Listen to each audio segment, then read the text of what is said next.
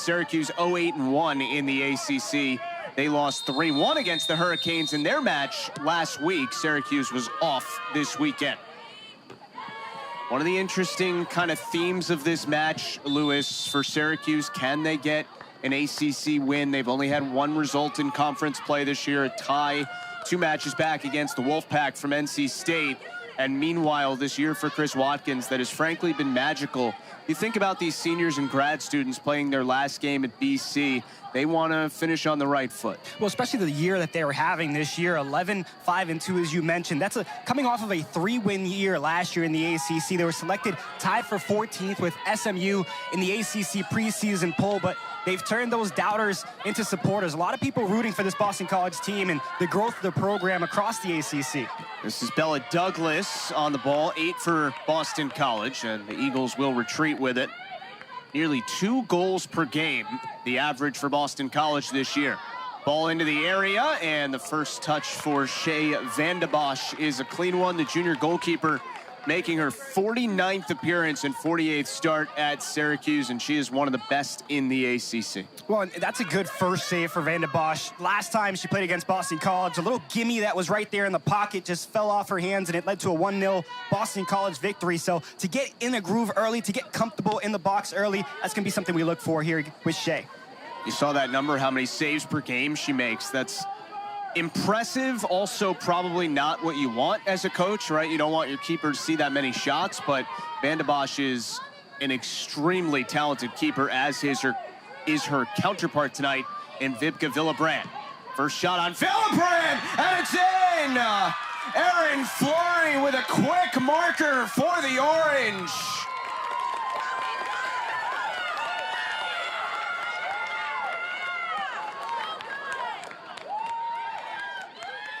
Fifth of the season for Erin Fleury, and the redshirt junior gets things started in a positive way for the visitors. This is just great placement. Good touch and turn, finds the open space. Boston College doesn't mark. It's Costello who's there all alone and just fires the shot in that open pocket, and Villebrand can't dive to the left quick enough. That's a beautiful goal from Fleury.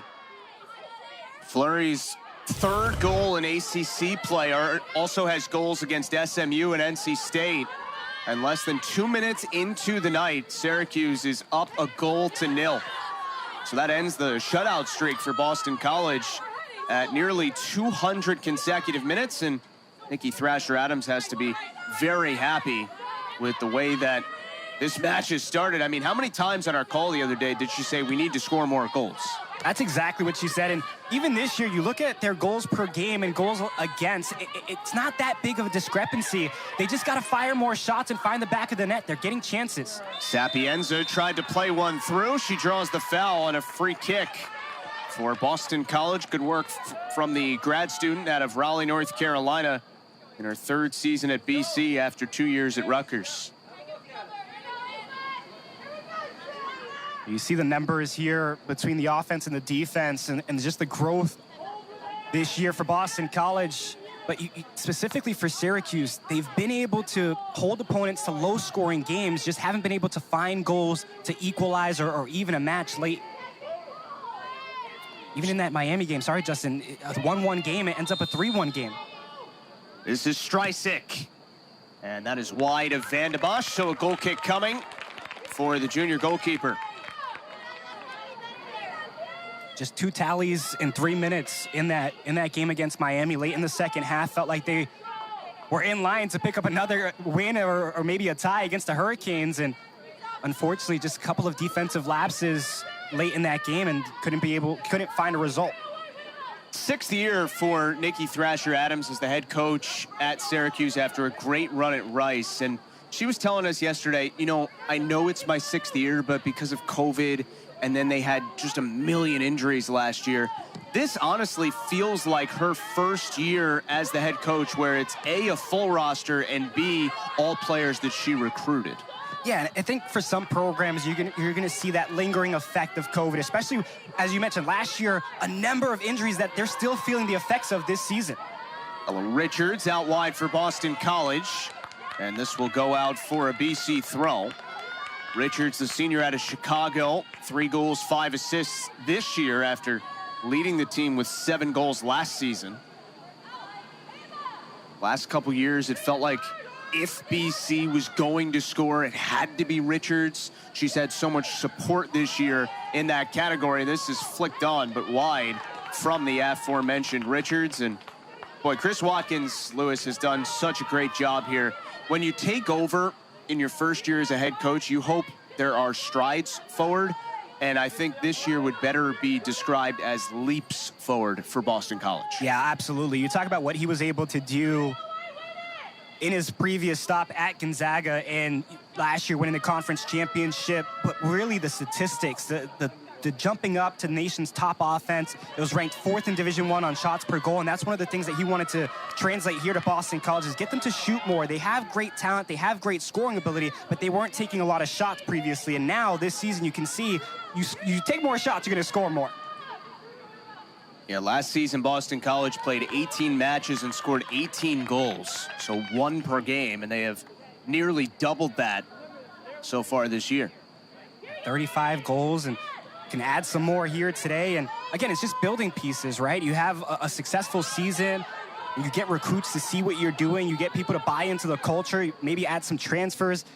Even Syracuse, we were talking to Nikki Thrasher-Adams about, is there a blueprint when you see some of these teams in the ACC having success even though they were projected not to? And she said, yeah, absolutely, you can learn from every opponent here in the ACC. She also mentioned that they have to score more too as well. Said that a couple times. Bella Douglas. The Eagles reset with Amalia Dre, the freshman from Illinois who has started every match of her freshman year. Goal and an assist for the rookie out of just outside the Windy City. There's Streisig. Aislinn Streisig kind of overran the ball there. Still gets it off to Douglas, walks into a shot, and it's just wide. But again, Boston College starting to create some threats and have some good ideas here after conceding the early goal. Yeah, you got to credit Kylan Grant, the senior defender there, one of the captains for Syracuse. Cut off the angle for Streisig, so she had to reset as she overran the pass, and then the feed to the right side wasn't clean enough. So far, so good for this defense for Syracuse. They've been able to put Boston College in front of them, not give the Eagles anything easy outside the box. Van de Bosch with 3 shutouts this year, UMass, Northwestern, and Binghamton. This year actually got off to a really great start for Syracuse. They were only beaten once in non-conference play. And overall, they were 6-1-1 outside the ACC, but unfortunately for the Orange, it's been a struggle in league play once again. Now, that obviously happens in a league as good as this one, but Nikki Thrasher-Adams felt like, A, she was surprised that her team has not picked up a win yet in the ACC, but more importantly, they've just played a lot better than the record indicates. This will be a foul against Sophia Lowenberg, the junior from Trumbull, Connecticut on BC, and Syracuse will get the restart nearly 8 minutes in. And the ACC has felt like a gauntlet. You know, we knew that coming in with the additions of Stanford, Cal, and SMU, but now that you see the results and how good this conference has been. I mean, Duke was picked 7th in the ACC preseason poll. They're 8-0-1 in conference play, and you know, it just shows you how good each team is going to be, and even those teams on the bottom have made strides up. Duke not only went from 7th in the preseason ACC poll to #1 in the league, they are #1 in the country at the moment. By the way, there was an assist given on the Fleury goal to Kate Murphy, the grad student.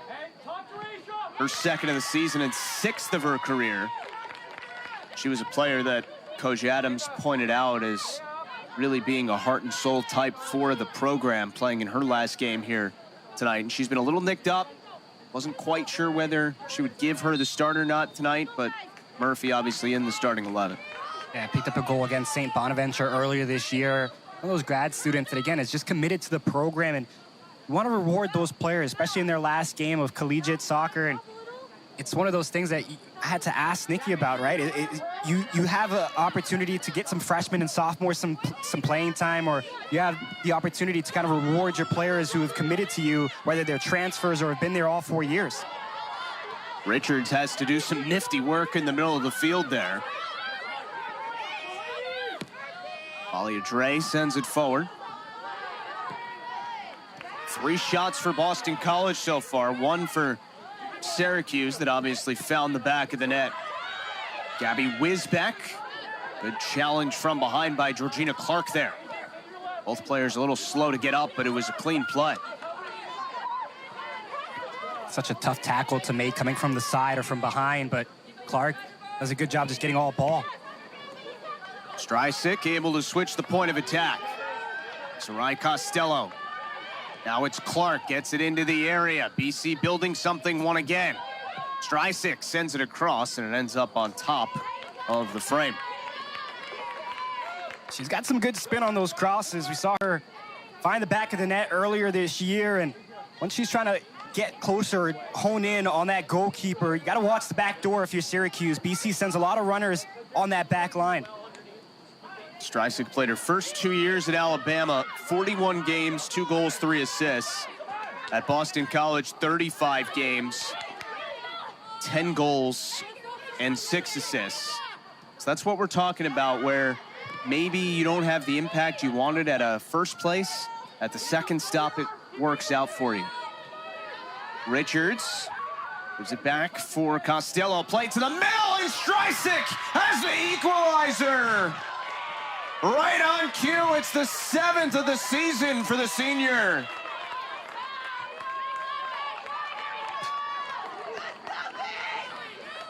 Well, sometimes the broadcaster's jinx works in good ways, Justin, right? I mean, that is just beautiful build-up from Boston College.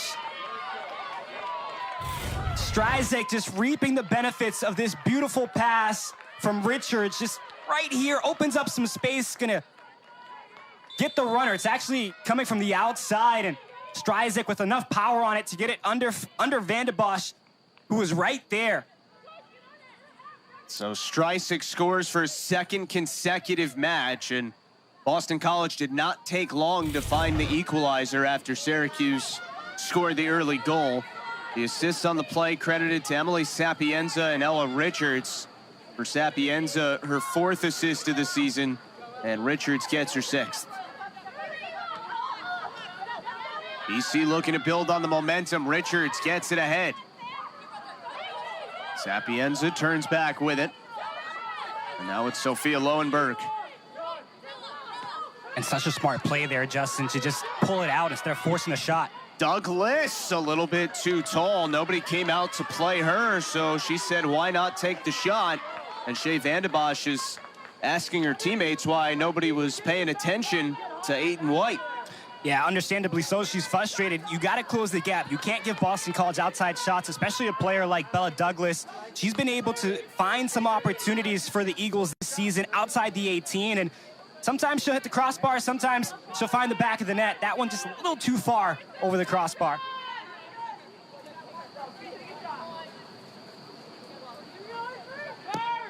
Van de Bosch sends this away. Boston College is really putting the pressure on. It's Ava Long. Drops it back. Richards off the fake. There's Douglas. Streisig, the goal scorer on the wide side.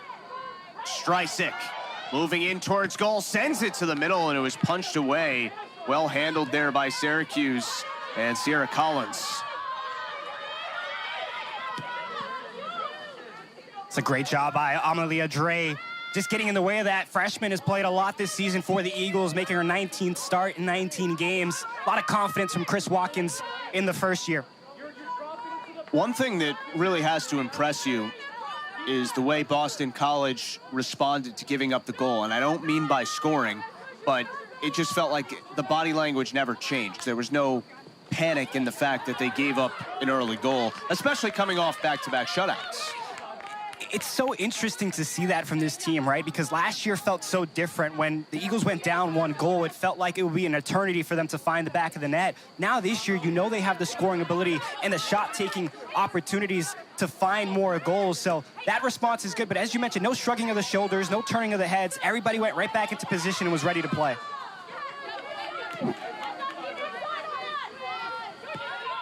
By the way, that goal for Streisig was the 36th of the year for Boston College, so they have doubled last year's output.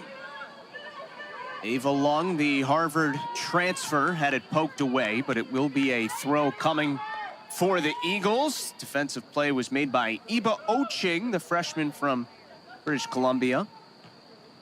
And now Boston College is offside. You know, not to sound hallmarky late in the season, but you can get that way, right? Ava Lung is a player that no matter what school you're rooting for, you have to be happy for her and the season she had. She got to Harvard in 2019, missed all but one game with injury. 2020 was wiped out because of COVID. So she played in 50 games in 5 years at Harvard, but basically missed 2 entire seasons she was expecting to play. Now she gets to play a year in the ACC, and she's obviously proved her ability to play at this level. Well, especially last year, had career highs in goals, assists, and points, and just continued to grow as the season progressed at Harvard. And now this year, 5 goals, 2 assists, 12 points. She helped lead that Crimson team to their first ever Ivy League tournament title. They won a first-round game, lost in the second round, but also has postseason experience. And when we talk about Sapienza or Streisig, they come from programs that made it to the NCAA College Cup. So you get more players that have that winning attitude or that winning experience. It allows the younger players to come in and kind of build and get that knowledge of what it takes to get there. Last game is an Eagle for Lung, grad student at Westwood, Massachusetts. Has a match this year with 2 goals, and you saw a moment ago 2 assists in the match on Sunday against the Miami Hurricanes. As part of that upset against Virginia Tech as well, picking up a goal. That was a huge win for Boston College against the Hokies, who are also having a great season in the ACC.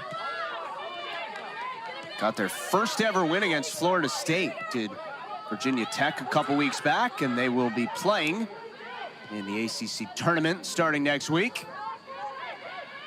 Shots are now 6-1 favoring Boston College, and the impressive part about that, Lewis, is BC hasn't even yet done what it does best, and that generates set pieces, specifically corner kicks. They do that at the 13th best rate in America.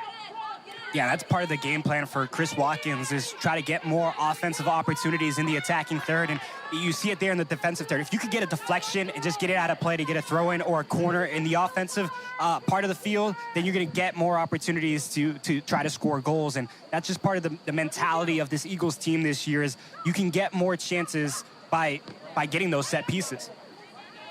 Syracuse back to the middle with it. This is Fleury, who has the orange goal, but certainly being harassed. Fleury tried to get the shot away. It was tipped in and handled by Vipka Villebrandt. 72 games, 72 starts at Boston College for the senior from Germany. Chris Watkins has said multiple times he thinks she's the best goalkeeper in the ACC. Be happy to see her playing in the next level, whether it's the NWSL or playing in Europe. I know she's had some international experience with Germany.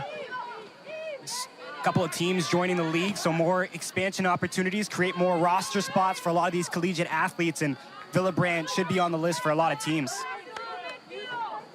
Well, Boston has a team now, and that's going to be exciting. So the growth of the game is there, and now more opportunities provided. See the 5 clean sheets for her this year, now 13 in her career. This season it's been against Jacksonville, Dartmouth, Cal State, Fullerton, Louisville, and Miami.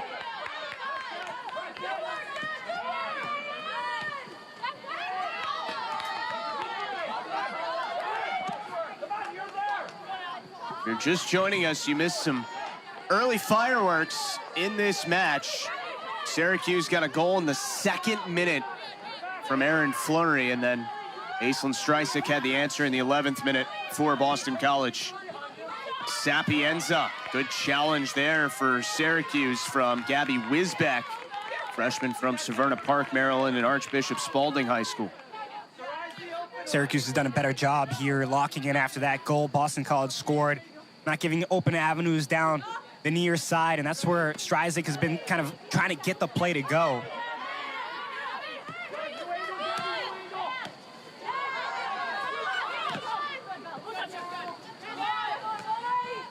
Here is Wisbeck, and a good stop on that from Dre. Yeah, Anna Rupert was going to be alone with Villebrand if that pass got through. Murphy working hard for the Orange. Again, the grad student from Plano, Texas, who has started all but one match over the last 3 years of her career. Takeaway from Rauch. And she's tripped up and fouled, and this might be our first card. In fact, it will be. Georgina Clark will go into the book. And a free kick upcoming for Syracuse. Nikki Thrasher-Adams-Lewis said that Ashley Rauch has been by far their best player this year. Yeah, and this is what she does, right? She gets opportunities on the set pieces. She draws fouls. She breaks down defenses single-handedly, and she was about to there. And it's just good passing for Syracuse on that last sequence. Even though they were stuck in their own defensive third, quick triangle passing got them out of it. They created an opportunity on the rush, and now they have a set piece. But those are the types of plays that teams have to try to break down Boston College with. You can't go long pass, long pass. You have to mix it up a little bit against this BC defense.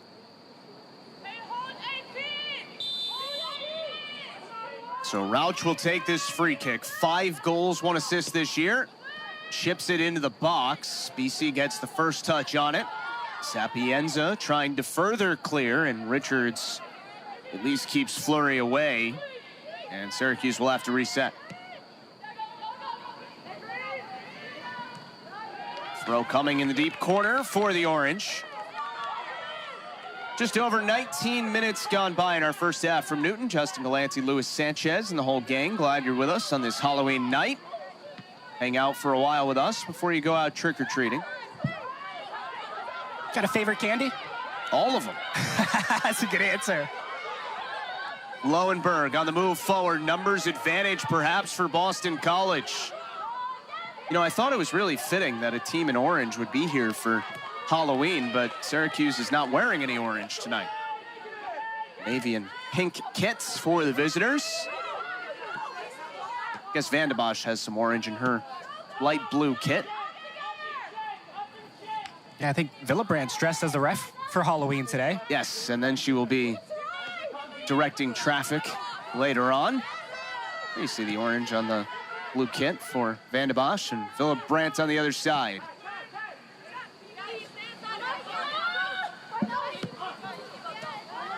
Good ball ahead for Streisig from Dre.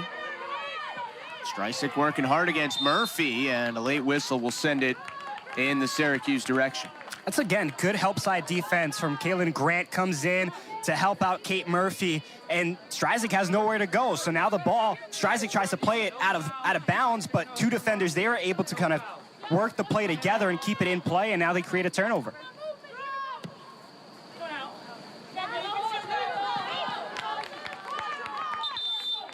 Got our first sub of the match coming. Maya McDermott, the junior from Pennsylvania, comes in for Syracuse. And we'll give a break to Asia Cobb, who we told you earlier made her first start of the season here. McDermott, one of those players for Syracuse that missed all of last season with an injury, and the Orange thrilled to have her back healthy this year. Ava Lung comes back to take that ball away, does a little pirouette before finding Sapienza.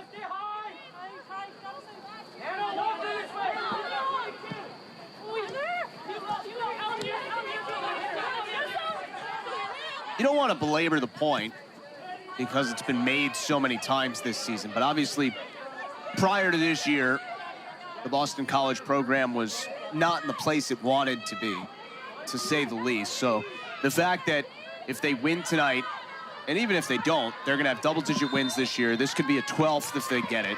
Hoping to finish 500 in the ACC at 4-4-2. I think all the players that are playing in their last match tonight can feel very proud that they'll be leaving the program in a better place than where they found it.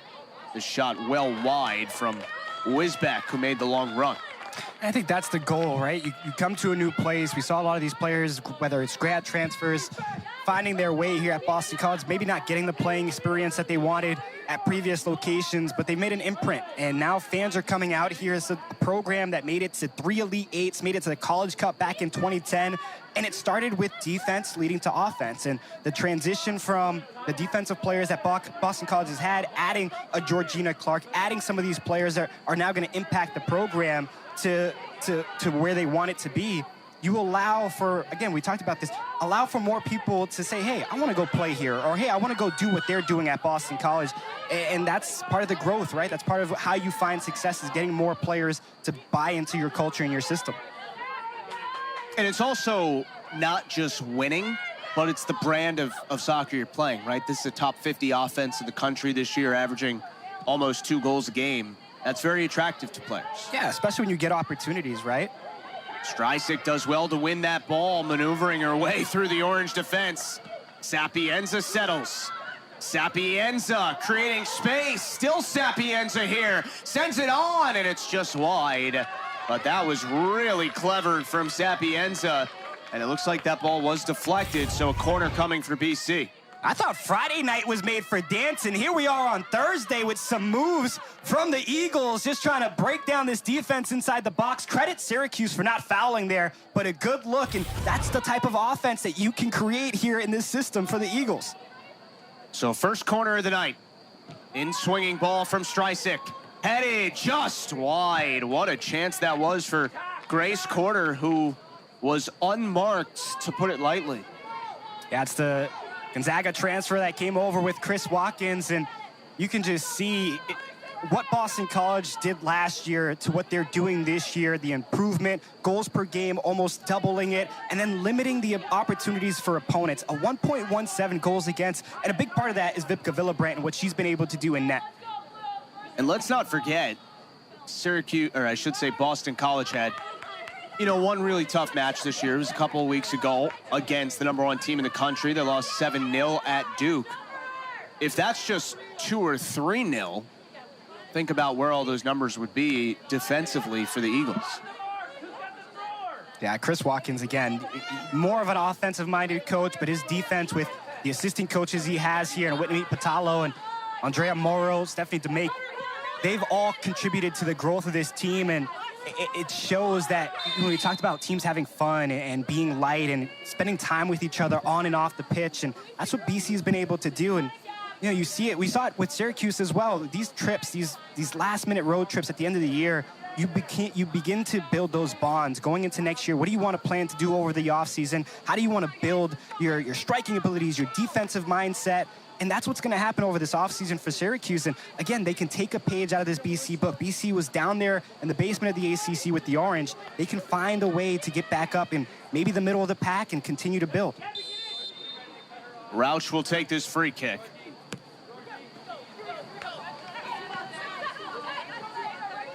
We're here in Newton on a 70-degree night here at the Newton Soccer Complex. Fleury cutting it back to the middle for the Orange. Lays this one off. Shot from just inside the 18 by Wisbeck was blocked. And BC gets that ball cleared. Justin Galanti, Luis Sanchez, and the whole gang. Glad you're with us here on ACC Network Extra. 2 early goals in this match. Things have settled a bit since then in our final match of the season for both these sides. So quick, the soccer season starts, and then it's gone in a blink of an eye. Rupert on the run. Rupert on the cut back to her right foot, takes the shot. It hit off of Corder, and Lowenberg controls. Second time Corder has gone up to block a shot.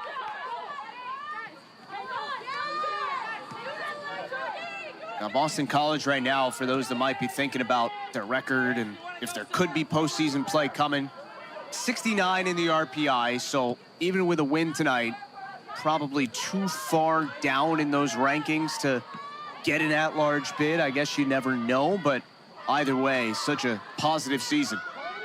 Ella Richards tried to chip it across for Lung, comes back for Sapienza into the arms of Van de Bosch.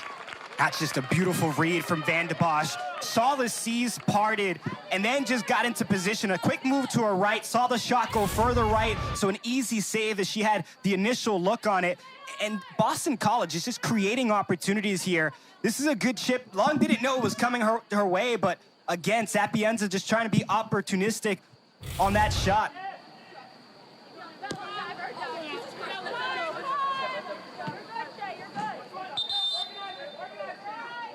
Subs for Boston College here. Paige Peltier and Baylor Goldthwait come in for the Eagles. Two more of those players, Lewis, that have found wonderful homes here at BC.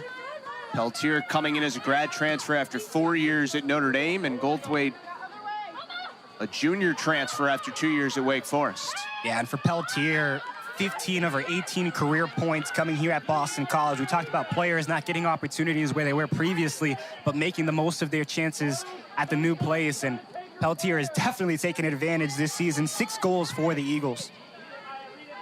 Obviously, a lot gets talked about with the transfer portal, and the positive of it is it gets you the opportunity to turn things around very quickly, bringing in players that are older and have college experience. And Chris Watkins has done such a great job with that this year. Be exciting to see how he handles recruiting here in the Northeast. A little different than it is out in the West Coast. Still a lot of talent, maybe hidden talent in some areas here in New England. This one sent ahead for Richards. Always has a couple of blue jerseys right on her back, and Rauch dispossessed her there.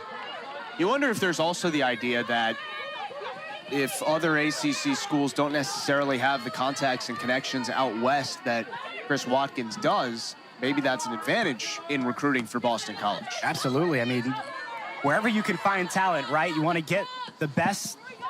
And when you have a successful first season, a lot of players are going to come and want to take that opportunity. Obviously, worth pointing out, there are 2 schools in California now in the ACC, but still, Chris Watkins, after his tenure at Gonzaga and a long time before that at BYU. I don't know, Justin, 70 degrees in October? It's nice here. It's pretty nice here. You get the warm weather and the foliage. Especially tonight, you see leaves falling. It's a beautiful night. Peltier sends this into the area, and Boston College has another. It's the first career goal for Baylor Goldthwait.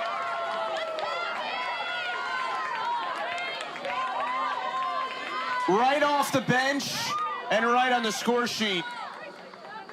But we're talking about players not getting opportunities where they were before, and look at Goldthwait. Picks up her first career point against Notre Dame here at Boston College, and watch the top of your screen. She's gonna beeline into the box and find this goal, out-managing everybody on Syracuse to put it behind the net. Good feed from the outside, just sprinted down the field. Those powerful legs, like a peduncle of a flower, just connects the team's coordinated play, and it leads to a beautiful goal. First of the season, first of the career for Goldthwait. And how about that service from Peltier? Those are the 2 subs that came in no more than 2 minutes ago. And they connect on the goal to give Boston College the 2-1 advantage. So now Syracuse has to play from behind for the first time tonight. And we'll see how they handle that. 2 goals from 2 newcomers to the Eagles. Obviously, Stryzik a couple years, but it just shows you that if you can get the right players in the right system, it's going to be successful. Fleury chips this over the top. BC trying to get the ball settled or cleared. And a good tackle from Quarter, at least stopped the threat for a moment. Shot from way outside is handled by Villabrandt. Rauch took it. She's certainly viable to score from anywhere, but Ipka makes her first save of this match with now 14 minutes to play until the break. And it's Quarter, again, making a good defensive play to stop an opportunity from Syracuse inside the 18. And when you talk about being selfless, that's the type of defense you want. Jump up, block those shots, put your body on the line, just make contact with it so it's a little bit easier on the goalkeeper. Quarter is tripped up, or Peltier, I should say, so a foul against Syracuse. Free kick for BC. 6 goals, 4 assists now for Paige Peltier this year, after 1 goal and 1 assist over 4 years at Notre Dame. Back on that Goldthwait goal, you talk about running your lines, just staying with it. And she did a beautiful job just sticking with the play, finding a good opportunity inside the box and burying it behind the net. Fleury with the goal for Syracuse came in the 2nd minute, and BC has the last 2. First it was Streisig, then it was Goldthwait. It's interesting, we saw Fleury obviously scoring the goal. We both remarked at the start of the match, Lewis, that when she went out for the captain's meeting, she was extremely emotional, visibly so, giving hugs to her teammates that obviously she was going out there with for the last time. To see the scoring summary to this point, and BC bring Ashley Roberts on here for Sapienza. But I think both of us were a little bit taken aback. I mean, you know what it means for this to be your last college match for a lot of players. That is not the case for Fleury. She's a redshirt junior, but the other captains are seniors. And she was visibly moved by going out for that last captain's meeting of the season and then quickly scored the goal. Yeah, most of the time you'll see that on senior day, right? But sometimes when you know your season's going to end after the next 90 minutes, it hits you. And a lot of these athletes suffered injuries, they've had to deal with class, they've had to do work. There's a lot that goes into being a collegiate student athlete, and that all comes and hits you in that moment. And she was able to garner those emotions and put it on the field and struck first for Syracuse. This is one of those games that if you can leave with momentum, it'll be a big one. It's a handball against Richards, as that looked promising for a moment for BC.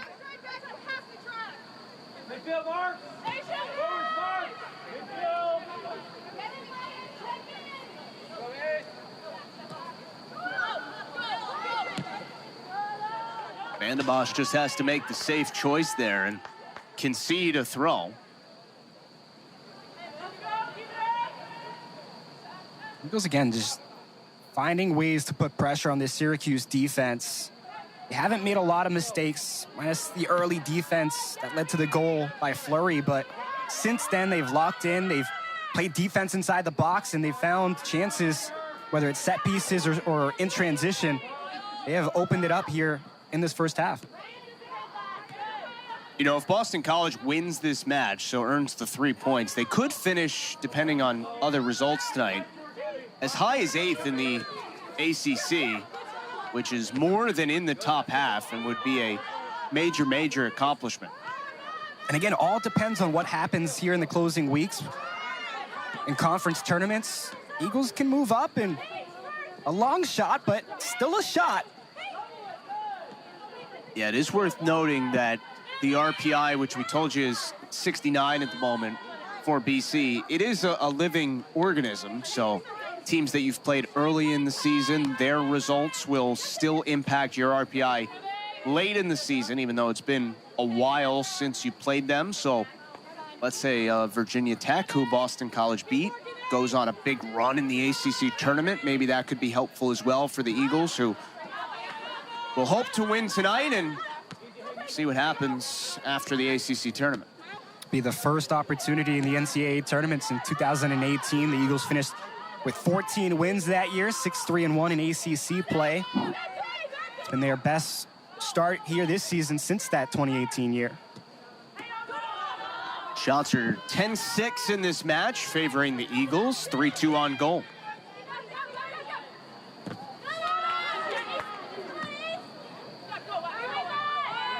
Streisig was trying to switch the field there, ended up with Fleury.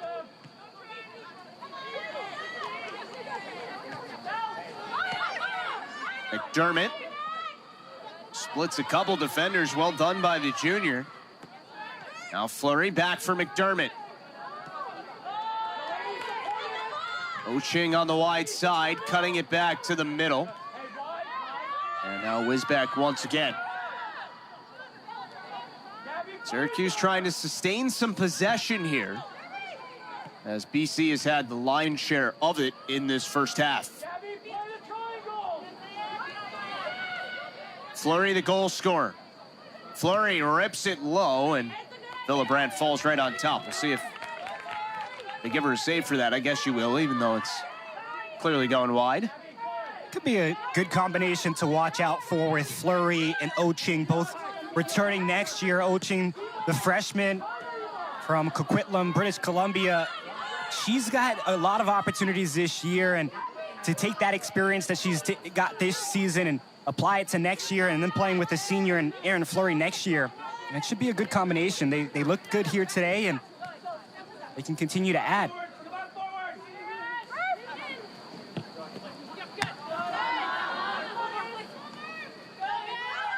There's Richards. Waits for a little bit of support here. Streisig ended up down as she kind of collided with Kate Murphy there. Now Streisig with the ball once again. She's off. Just a little too far. I think the BC coaches wanted a foul in the box when Streisig went down, but I think that was just harmless collision there between Streisig and Kate Murphy. But Richards had really nowhere to go, so she was dancing around waiting for Streisig to get back up. You see right here, I guess there's more contact there from Streisig, so. Yeah, I think she initiated it, absolutely. Probably. Speaking of fouls in the box, I don't know if it'll come up tonight, but we were chatting about this offline. One of the more remarkable stats of the season is that Boston College opponents are 0 for 5 on penalty kicks. I mean, some coaches would say we need to be 5 for 5 if we're getting 5 penalty kicks, 4 at the worst. 0 for 5 is striking. Rauch off the takeaway. Tries to feed it through. Well defended once again by Quarter for BC. Richards on the move.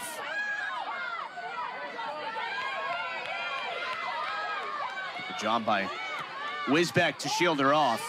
I mean, you could go anywhere around the world and put together 5 consecutive penalty kicks that you would watch, and you'd be hard-pressed to see a team or any, sequence of penalty kicks get missed 5 times in a row.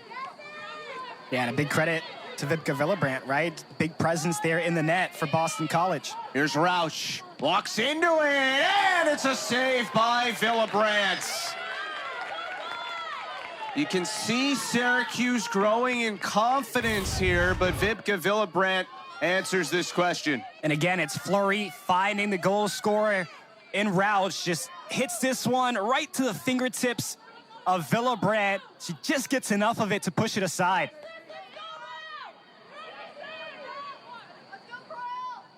Three saves in the first half for Vipka Villabrandt, the ACC's co-defensive player of the week. First corner of the night here for Syracuse. Fleury sends it on.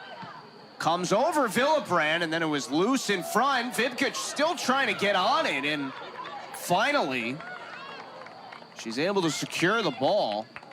I didn't hear if there was ever a whistle there, Lewis. No, I think Goldthwaite saves this one off the back line. Right here, she's going to get a piece on this deflection. So Goldthwaite prevents the goal, and then maybe the post gets a piece, and then she's able to kick it right towards Villabrandt. But because there's contact there from Oching, Villabrandt's able to just pounce on it right there to grab it. Yeah, it's a great call by you. So you could certainly say that Goldthwaite has now scored a goal and saved a goal for Boston College in this first half. But this BC defense, we've talked about Quarter and a number of defensive players, and Costello, they have done a really good job in just putting their body on the line, making sure their hands aren't in a dangerous place, especially inside the box. But Syracuse is kind of getting frustrated now with this BC defense inside that 18. Here's Rauch once again. Tell you what, as well as BC has defended, Rauch is down, and they're going to have to check on her. This is a pretty sustained stretch of Syracuse being on the front foot. Right now, the concern, though, for the redshirt junior out of Reston, Virginia, Ashley Rauch, leading scorer this year for Syracuse, has taken a huge jump.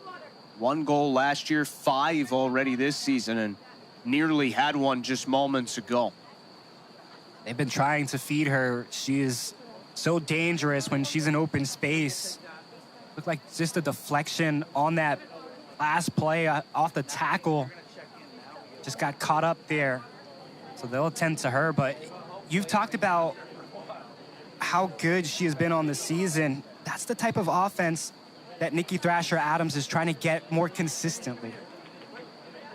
Well, if you're just joining us, here's how we got to this 2-1 scoreline. It took no more than 2 minutes for Syracuse to get on the board. Erin Fleury with her 5th of the season, but from then on, Boston College took control, Lewis. Yeah, just good goals for the Eagles. This one's probably the best one, where you see the run from Goldthwait, comes in right in front of Oching to bury that goal, and it gave BC the lead. But now we're seeing a little bit of a pushback from Syracuse, trying to get some momentum going into halftime. They've been able to generate some shots here against Villabrandt in this BC defense.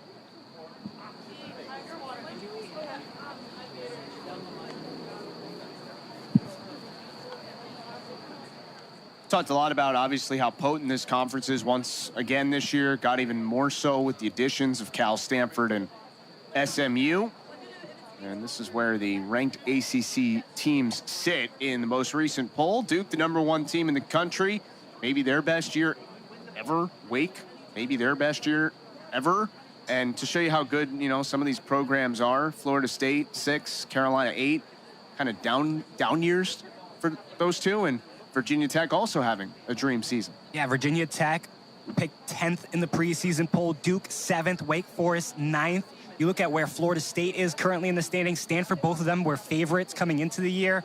A good season for Cal in their first year in the ACC, just outside the rankings. So there's a lot that you can look at, especially that right here on our screen. But there's a lot that you can look at to grow in such a competitive conference, right? Because in these types of conferences, you can get to maybe the middle of the pack and find an opportunity to get into the NCAA tournament. Well, great to see Rauch back to her feet. She's going to try and get off under her own power. Tremendous season for her. I hope she's all right. You know what stands out, just going back to those ranked teams, Lewis, as we look again at this foul from Lowenberg. Actually, it was Quarter stepping up here.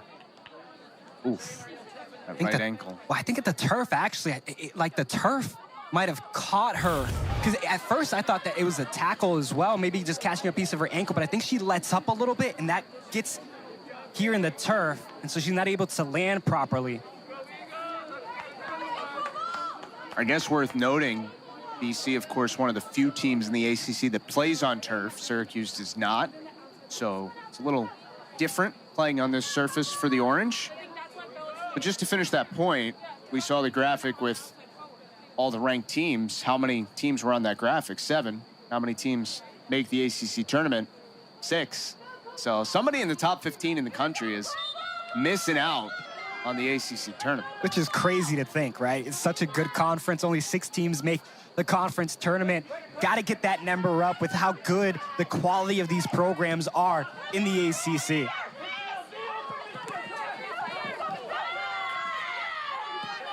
And a Croyle. And a whistle here against Boston College.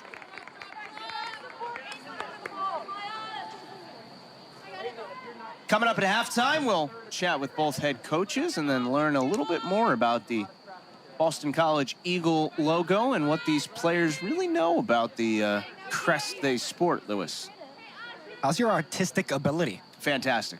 Some have called me the Van Gogh of my generation. That's the costume you got on today, huh? Fleury sends this in. I always got in trouble for coloring outside the lines in elementary school.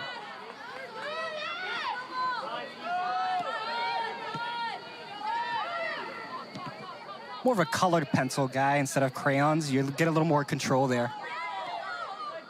Julia Koval had the shot blocked. Koval was the one who came in for Rauch. Now the shot from the outside off Fleury's foot wide. Koval, the sophomore out of Sweden. Transfer from Gardner-Webb. Sub here for BC as Ava McNeil comes in. Junior from Massachusetts, playing in her home state, replaces Streisig, who had another good first half, Lewis. Yeah, Stryzik really helped Boston College just finding opportunities, put more pressure on the Syracuse defense. Shows you why she's such a talented player. How about the volume of shots we've seen in this first half? 11 for Syracuse, 10 for Boston College. Now that's total attempts, not shots on goal, but Syracuse only averages 11 shots per game, and they already have 11. BC averages 12.9, and they have 10. Well, sometimes we've been talking about the added motivation of the last game of the year. Don't want to go out with a loss, right? You don't want to finish your conference season with no wins, and Syracuse from the start, 2 minutes in, jumped up on this Boston College team. They came to play, they came ready to play, and even now, they're still trying to punch back against the Eagles with a 1-goal deficit. Liesl Auden to the middle. Koval couldn't quite get her pass through. Taken now by Fleury, tried to shoot. Off a tip, it comes into Villabrandt once again. I think more of the Orange players have to get that type of hunger that we've seen from Fleury. She has gotten the ball on her foot, made a move, and tried to fire shots here on Villabrandt. That's what we've seen from Rauch and Fleury. Now a couple of other players have to start just putting more pressure on this BC defense in Villabrandt. Fleury from not too far away from her, Manchester, New Hampshire. Here's Richards with under a minute to go until the half. Peltier was calling for the ball. She was unmarked, but Richards couldn't quite get it to her. Good recovery defensively by the Orange. A Syracuse throw.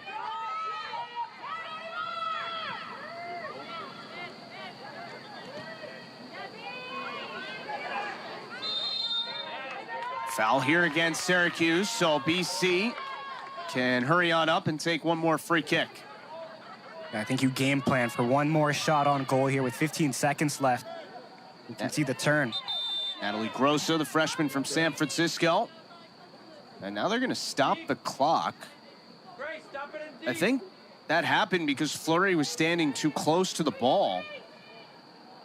So BC, which is not lost this year, when leading going into halftime, perhaps has one more chance to create one more chance. Sent into the area. Settled down by Peltier. Trying to get to her right foot, poked away, and that takes us to halftime. So after a goal in the second minute. You're in good hands with Allstate. Looks like it's prime time, huh? Dr. Garcia? Reality checkup!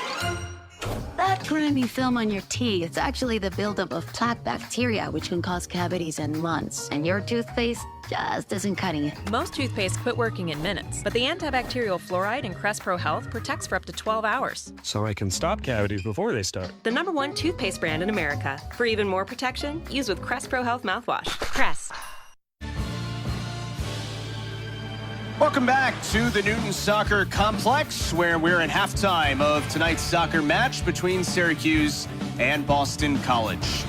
The logo and identity of a team is something to be proud of, a symbol to aspire towards and build your team identity around. And an eagle perfectly illustrates the power and majesty of the Heights. So how well do the BC soccer players know the BC logo? And can they replicate it from memory? We sat down with some of the veterans to find out, and the results were fun, if not always majestic. How well do you think you know the BC logo? I should know it. I wear it a lot, so we'll put it to the test. Probably not very well. How confident are you in your artistic skills? Probably even less confident than I am. I mean, I've studied it now a little bit, so I should know it pretty well. You should be confident. Yeah, except for I'm not an artist, so we'll see how this goes. Oh, maybe not as well as I should, but. Well, we're going to be putting that in the test day, and you're going to draw the BC logo. Oh no, like the classic BC logo? And start with my eagle, except this is going to be very similar to like a stick person drawing. I don't even know if this is like remotely close to what it actually is. I also don't really know how to draw an eagle. Is it something like this? Ish. Where's the eagle? Oh no. I honestly only think that I know that there's a B and a C. That's definitely not even close. Ooh, okay, I'll find a spot for the eagle. This is so bad. Maybe if I color it in, it'll look better. Nope. It looks worse. Oh no! How do people draw birds these days? Is that even close? There we go. Put it in the Louvre. Okay. That is my conception. Yes, I zoomed in on that. I just had my number. Here we go, guys. Oh, did a 360. Gotta write my name on it. I don't want anyone stealing my amazing work.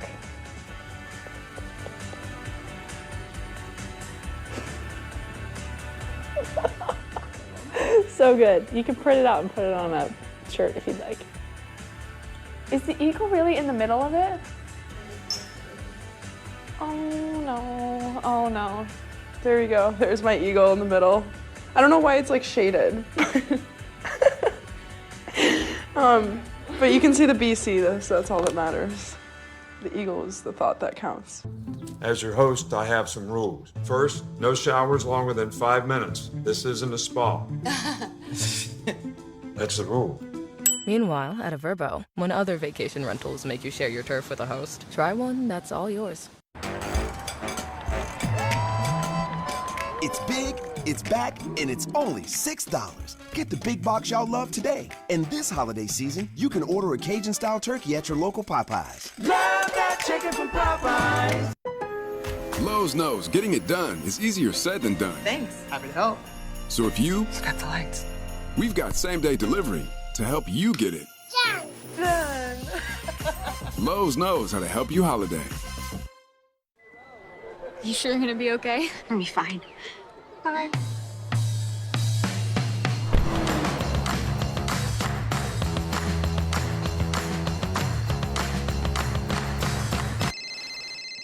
Honey, hi. Hey, how are you guys? We're getting by. Great, me too. Can we call you back? You never want to lose your edge. This is an SUV that really understands that. The Lexus RX.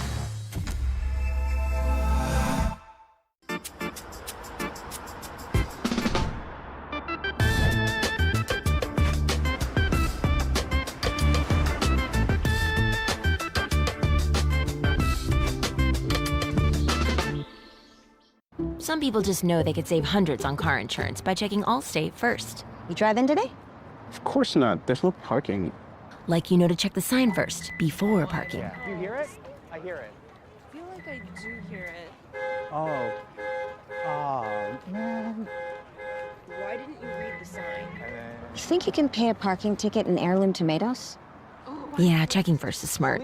So check Allstate first for a quote that could save you hundreds. You're in good hands with Allstate. Yellow. Didn't pass the tissue test? Dr. Garcia? Buckle up. Whoa! Crest Reality Checkup! There's toothpaste white, and then there's Crest 3D White Strips white. Oh, one sec. Crest 3D White Strips safely work below the enamel surface to whiten like a $400 professional treatment.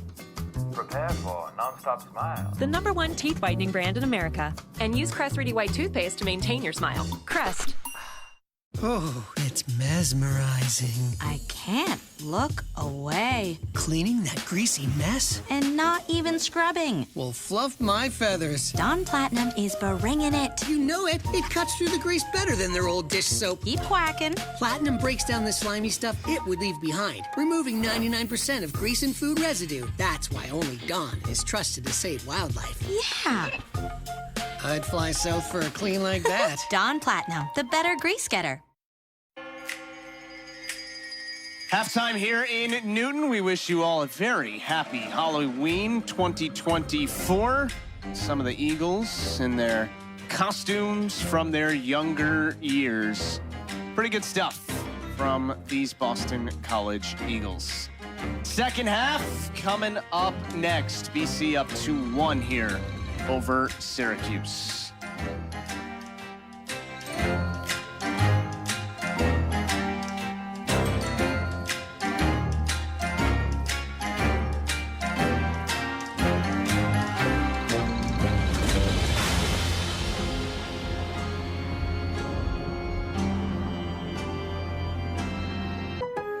Lowe's knows that holiday list can stretch further than your budget. With My Lowe's Rewards, you get member deals and earn points when you shop, so you can get more and give more too.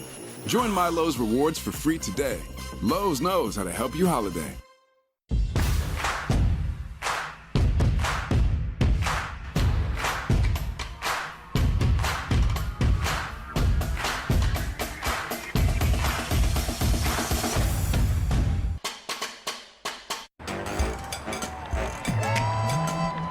It's big, it's back, and it's only $6. Get the big box y'all love today. And this holiday season, you can order a Cajun-style turkey at your local Popeyes. Love that chicken from Popeyes. Fall is application season at the State University of New York. Get 5 free applications from October 21st to November 3rd at suny.edu/go.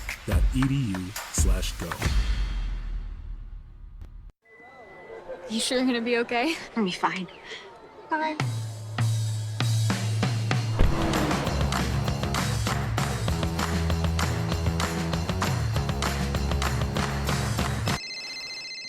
Honey, hi. Hey, how are you guys? We're getting by. Great, me too. Can we call you back? You never want to lose your edge. This is an SUV that really understands that. The Lexus RX. All right, Tina, 6 is hard to beat. Not for us. Okay, not soccer, but Football. Yes. We honeymooned here. Mallorca. Yes. Pass. No, we don't pass, Tina. Come on. They help give you more. A tax professional. And they have a 97% satisfaction rating. Salami. You could have done it in a British accent. That's helpful, Randy. For savings and service, get more with Geico. These are my teeth. A few overlap. Others are straight, crooked, and capped. Oral-B Electric cleans better with one simple touch. No matter what kind of teeth, you gotta brush. Oral-B's dentist-inspired round brush head hugs them, cleans them, gets in between, going where regular brushes don't reach, so teeth get 100% better clean. These are my teeth, the key to my look. And here's how I perfectly clean every nook. Your perfect clean starts with Oral-B.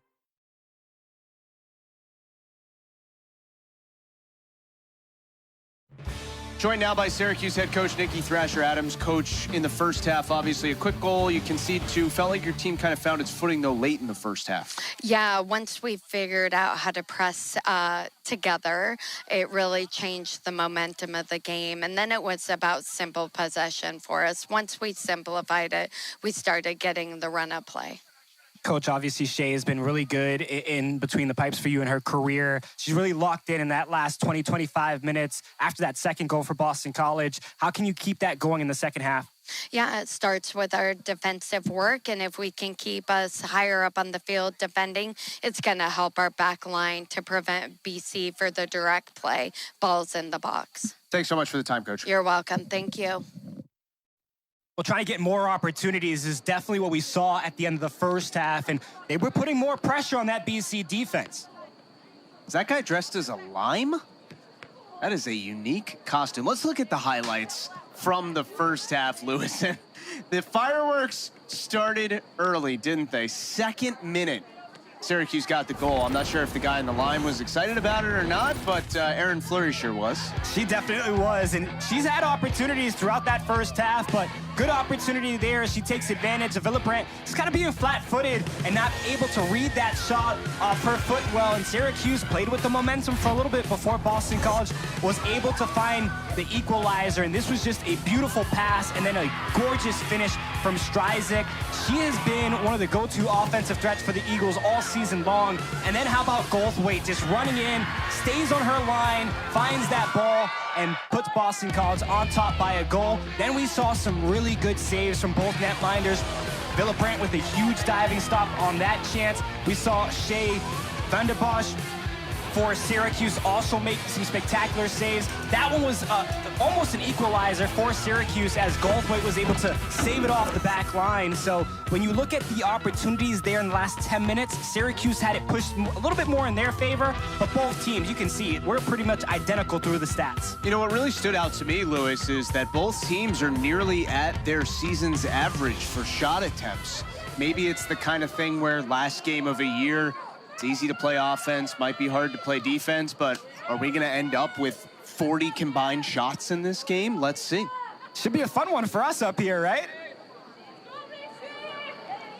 Syracuse looking for their first win in the ACC this year. In fact, their first win in the ACC since September of 2022. Boston College, which is unbeaten this year when leading at half, hoping to finish off the year with a 12th victory and get their ACC record back to 500.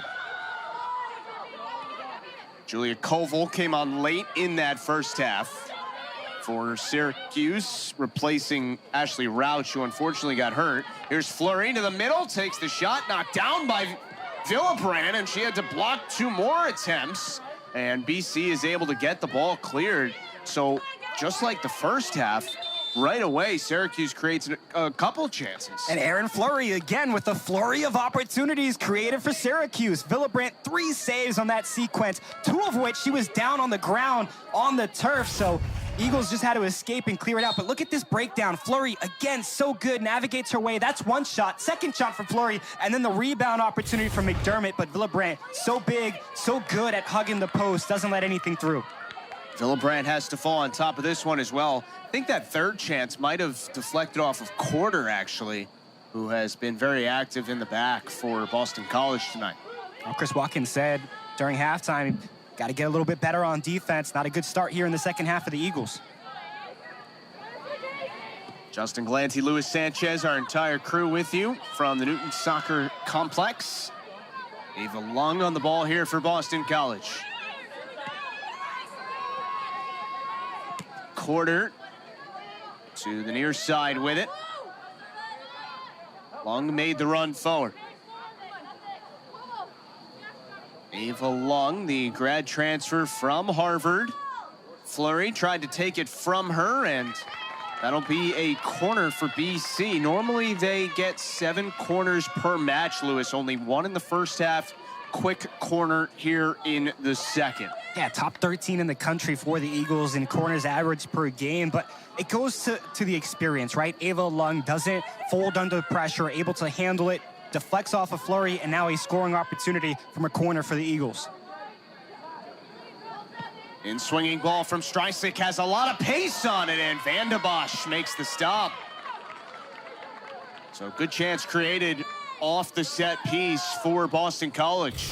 Yeah, Sophia Lowenberg does a good job turning here, just trying to get some contact. Thought she might have gotten the shoulder, but it got a little lower, so couldn't get enough power on it to sneak it past Vanderbosch. On the counter, this is Rupert for Syracuse. Up and down action, and now a corner for the Orange. This has started like a track meet in the second half. That's got a lot of former track athletes on both these teams, so I'm okay with the sprint. It's a beautiful day. There's a lot of water on the sideline. We've got some water up here too, Justin, so I think we're all going to be all right. Yeah, I mean, I'll tell you what, it's not only nice for October 30th, this would be a perfect night any time of the year. Perfect playing conditions as Fleury sends this on. Comes all the way through, uninterrupted to Stevens. The UNC Greensboro transfer drops it back. This is sent in to Villebrandt by Wisbeck. And Vipka controls. But I like the idea, right? We talked about the first half. Just put shots on, put more pressure on the defense. And now you're seeing Syracuse do more of that, whether it's shots from the outside, breaking down inside the box with Fleury. They are trying to get more scoring opportunities. One thing to take note of as this night goes along is Syracuse has only used 2 substitutes so far, and one of them was because of an injury. So perhaps Nikki Thrasher-Adams would have only used 1 substitute so far. Chris Watkins on the BC side has gone far deeper into his bench. 5 different players have entered the match that did not start for the Eagles. This will be a throw for Boston College. Even the pace, Justin, right? Like, everybody's moving quickly. Here's Lung, and she wins another corner. And I guess that's the point to make, where if Syracuse is only going to potentially use 13 players all night, is this pace going to alter that plan? Sometimes coaches have plans, right? And games happen and things happen in the match that make you quickly adjust. And we saw Nikki Thrasher-Adams constantly talking to her coaches, trying to make sure that she has the right game plan. Streisig service to the back of the 6. Flex off a couple bodies, last off BC, so goal kick for Van de Bosch. Grace Corder's a little different, right, than a lot of these transfers to BC that we've talked about. She was an all-conference selection at Gonzaga, 3 years there, 49 matches, 34 starts, but elected to come here with her head coach, Chris Watkins, to Boston College, and she has been so valuable starting all 19 matches this year. Yeah, all WCC honorable mention a year ago, and played in all 90 and 14 matches. Just one of those reliable pieces that, you know, when a new coach gets somewhere, you can have somebody you can pencil in and you're comfortable with. And that's what has been provided so far. Chris Watkins looking for win number 12 season here tonight. 2-time WCC Coach of the Year in his time in Spokane. Lowenberg, good press from Syracuse. They win the ball very quickly. You heard Nikki Thrasher-Adams say we kind of figured it out how to press against BC late in that first half, and now they're trying to carry it over to the second, trailing 2-1 after scoring the first goal of the night.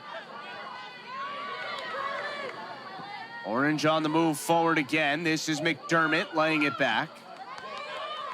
Now Iba Oching, the freshman. Fleury involved in everything. Fleury trying to create space. Stevens' shot is blocked, comes back out, and Richards first to it for BC.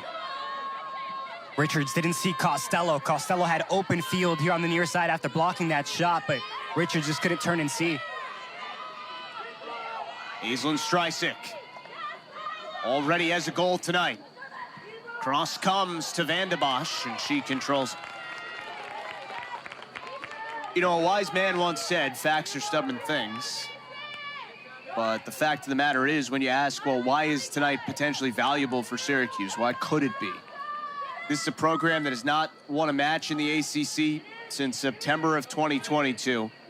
They have not won on the road in the ACC since October of 2020. And they haven't beaten anybody other than Miami in the ACC since October of 2019. So will it really affect your spot in the standings or anything like that if you win this match, if you're Syracuse? No. But you would like to put an end to all those streaks. Yeah, pick up a first win here at Boston College. They haven't done that as well. 0-9-2 against the Eagles here in Newton. Ava Long.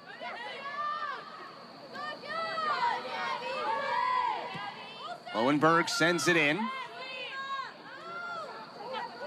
BC trying to get to it. It's Streisig off the deflection, shooting right into his Syracuse head. I think it was the grad student Murphy who got the dome to it. That's now 2 times from Streisig. She goes deep inside the 6 from a tough angle, still fires a shot on target. Now gets a deflected ball at the top of the 18 and still fires a shot on target. I mean, that's the type of scoring ability that she has.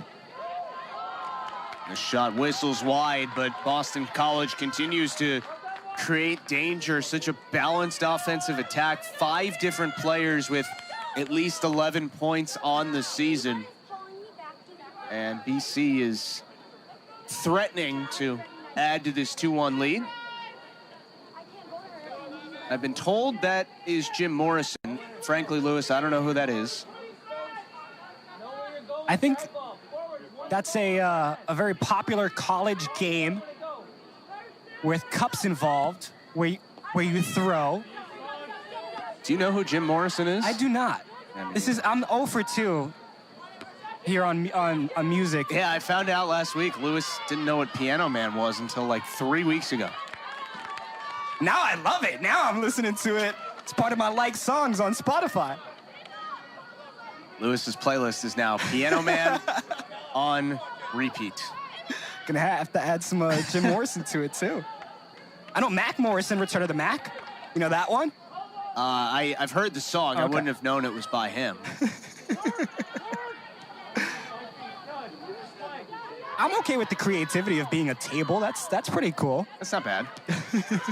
I'm told Jim Morrison was the lead singer of The Doors, which I gather from context clues was a somewhat famous musical ensemble.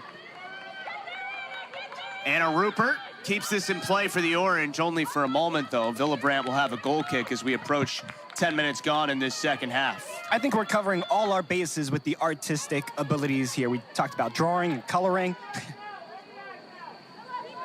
Got costumes and music. I think we've got it all covered. Have to appreciate the effort to dress up for the match for the fans that came. I'm going to stop the clock here for a moment. I'm not sure if this is a time-wasting issue against Villabrandt.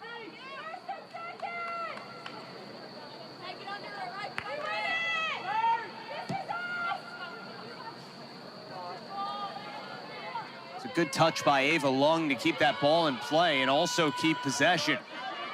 Streisig had the first Boston College goal tonight. Goldthwaite had the second. Both coming after Fleury scored in the second minute for Syracuse.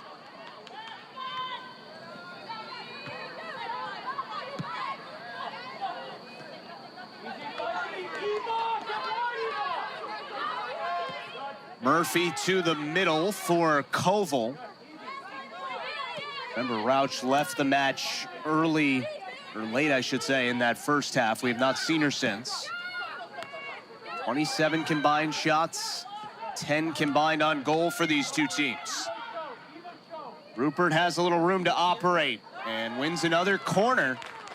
So these first 11 minutes, Lewis, of the second half have been all offense. There have been no goals yet, but you can kind of sense one or more coming.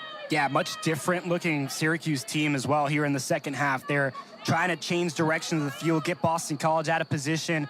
They've been generating corner and set pieces. Service comes on to the top of the 6. Quarter got knocked down. Syracuse keeps possession of the ball, though, at least for a moment there, and wins another throw. 3 corner kicks aside to this point. McDermott blasting her way in. She tried to get a shot off that was blocked. And there's a point to the spot. A handball and a penalty kick coming for Boston, or for Syracuse. Quickly, the signal comes to check this one on video review. And we'll see if Syracuse does, in fact, get this penalty kick. Well, we're talking about going quickly here to start the second half, and that's what Syracuse does on this play. They get it on the deflection. It stays with Syracuse, and they continue to fire shots. McDermott had a good opportunity. The officials are going to look at this one, but I believe it does hit the lower hand. So you're going to see this throw in and quickly a turn and an attack into the box. So right here off the shot from McDermott, you're going to see that hand hit off the forearm. So that's a good opportunity for McDermott. And again, going quickly, getting Boston College flat-footed. Watch that right arm of Georgina Clark. Certainly looks pretty clear there. It's one of the things that BC did well in the first half when they were blocking shots. They put their hand down or behind their back so that they wouldn't get called inside the box for those blocks. This time they get caught kind of lacking a little bit inside the 18, and Clark's arm is there. Now, if this holds, the call of a penalty kick for Syracuse, remember what we told you earlier, Boston College opponents are 0 for 5 on penalty kicks this year.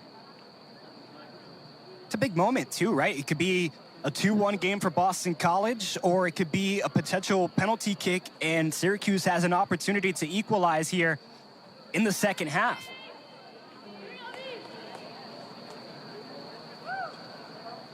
Erin Fleury is 2 for 2 on penalty kicks this year. She is hoping she gets a chance to try and make that 3 for 3. Already a goal tonight, and this is what she's done on PKs this year. She is so good, and we saw it early on with placement of the ball. Cool, calm, and collected, and as soon as she knows where she wants to pick out her spot, she attacks, and you can see it on the penalty kicks. We saw it in the goal in transition here today to give Syracuse their first goal of the match, and you got to think if Syracuse does get awarded a penalty kick, she will be tops on the list for Nikki Thrasher-Adams. Both those goals on PKs coming in ACC play, the first against SMU, the second against NC State.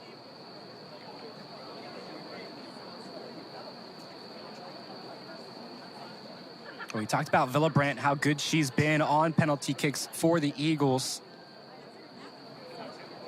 Villabrandt at 6 foot, has good reach, good wingspan. We saw on those penalty kicks, Fleury likes to go top corner. Each shot from Fleury against Villabrandt today has come on the left-handed side of Vipka Villabrandt, so we'll see if she goes that way again.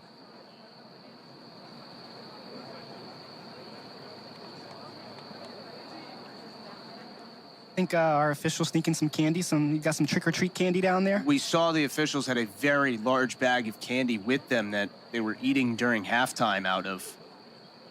So perhaps this is a little opportunity to sneak a chocolate bar or something. Looks like we'll get the call here momentarily. I think he heard you calling him out. He said, I gotta get out of this candy shop.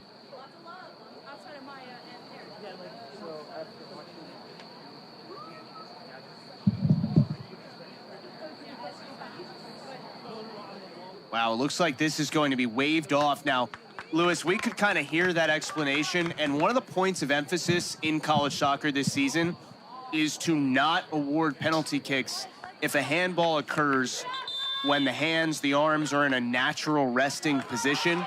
Just because the ball hits a hand doesn't make it a penalty kick.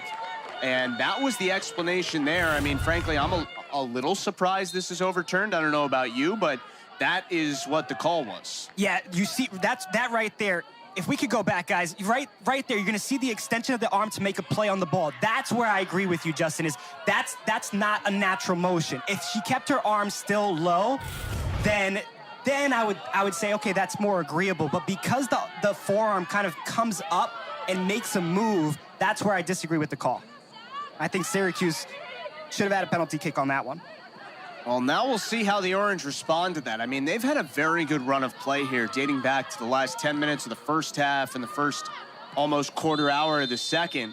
But they haven't been able to pay it off with anything yet. They thought they had just paid it off with a penalty kick that gets wiped away. Can they continue to put pressure on? Certainly a call there that Nikki Thrasher-Adams did not agree with. Got to let the frustration fuel the opportunities. You can't let it negate you from going back on the attack. You got to keep putting your foot down here for your Syracuse because you control this second half. Sarai Costello able to keep this ball in. Working against Fleury. Hard challenge there from Fleury, but it was clean as she takes the ball. Those two have gone at it all game long, and Fleury wins that battle against Costello. Sarai Costello, senior out of Canton, Mass, playing in her final match here at Boston College. She has started every time she's played the last 3 years. This is her 71st game and 64th start here at BC. For those that might be asking the question, Senior Day was the Miami match Sunday for BC. So even though this is the last time they're playing at home, it is not Senior Day, even though it is the last home match for the seniors.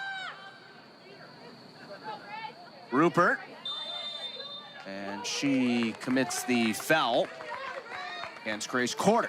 Another good idea from Syracuse to try to go quickly. Rupert had an alley there, but Corder cuts it off as she gets inside the box. Back to Costello, 90 minutes in 9 matches this year, over 5,771 minutes in her Boston College career. Talk about having somebody you can rely on and be consistent. Costello has done that for the Eagles in her career. We've talked a lot about the players that have transferred into BC and been a part of this turnaround. but you also have to be so happy for someone like Costello that was here through the downs and now is here for the up. Long service comes all the way through to Streisik.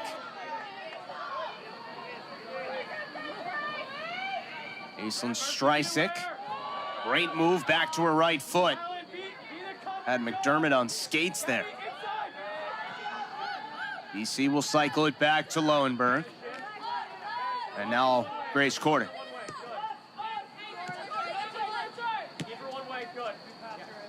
Sarai Costello. 2 assists in a match earlier this year against Merrimack. That was a 5-1 win, the second match of the year for BC. Richards gives it up, shot just a little high.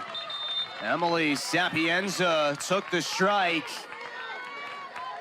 And BC continues to threaten. And you know she wants that one back. Clean look, just had to get it a little bit lower and maybe a little bit more English on it to get it past Vanderbosch. But that had a good breakdown there for Boston College to get through that defense and find a shot for Sapienza on the outside. Peltier and Goldthwaite come back in for BC. Remember when those two entered in the first half, they created a goal about 2.5 minutes after entering the match.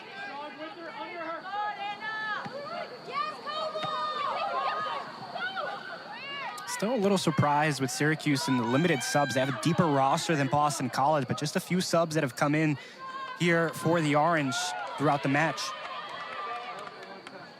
Yeah, we have not seen a lot of players that usually come into matches for the Orange. Only 2 subs used by Nikki Thrasher-Adams so far.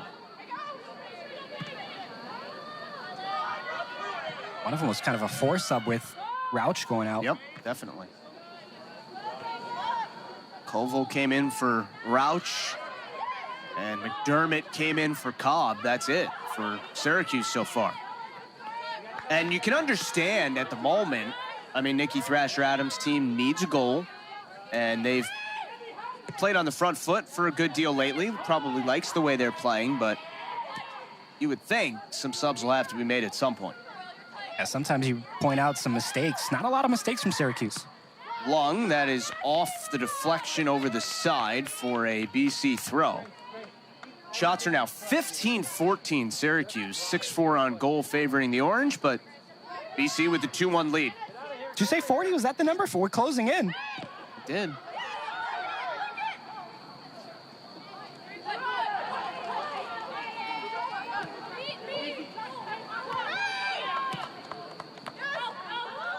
Richards.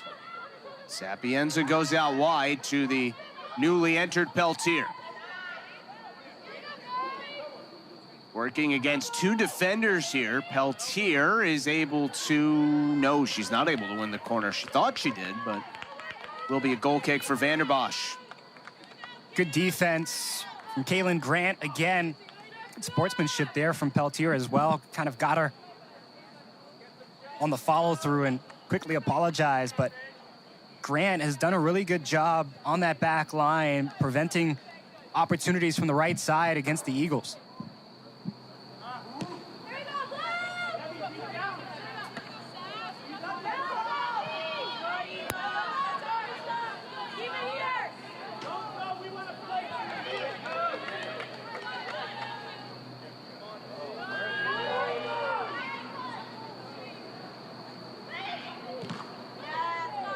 Another great block from Grant. Little thumbs up there as well. I'm good. Senior from Ottawa, Ontario, one of a couple of Canadians that Syracuse has on the roster. You know, those Canadians are tough. You know, it might not be evident in the ACC results, but there have certainly been steps forward for Syracuse this year as well. They were 2-14-2 last year, 0-9-1 in the ACC. So 6 wins and 2 ties is obviously much better this year. So many injuries last season really harmed the season for the Orange, but 2022, they were 8-7-3, so this season is a little more in line with the results from 2 years ago for Nikki Thrasher-Adams and her staff. It just shows you when she has a full roster that's healthy and can be productive, they can pick up wins. And it's what Nikki Thrasher is hoping she can do here with Syracuse. Now finally feeling like she's got a good footing on the recruits coming in, the team that she has returning. So a lot of good pieces coming back next year. Koval, good 1-2 game there with Fleury. Costello steps back and takes the ball though. All 3 goals in this match came in the first half. Syracuse had the first, BC has the last 2. Here is Fleury once again. Already 5 shots for her tonight. Fleury sends this one into the area. Came all the way through untouched. Whiz back first to it. Stevens knocked away from her. Well defended by Sapienza there. Stevens, the grad transfer from UNC Greensboro. 85th collegiate match for her tonight. One of those players that had the experience coming from UNC Greensboro and quickly found the role in the lineup, has contributed for their Orange on this season. Good switch of play for Oching. Stevens back for Murphy. And this will be a Boston College throw. It's about getting it into that last phase for Syracuse. Really good breakdown on the passing. We saw them go more short passing and switching directions.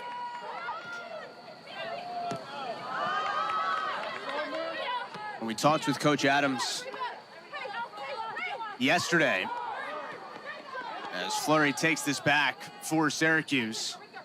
Fleury has their goal in this match, sends this across. No blue jerseys there for it, though.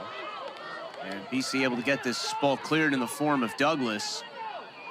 But she said, we've left so many matches this year frustrated and confused and asking ourselves, how did we not score more goals?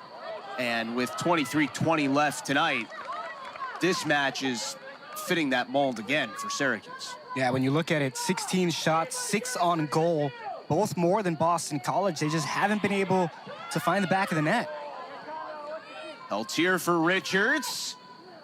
Trying to create room. Richards had 2 defenders on her, and they get the ball cleared, not quite definitively, though.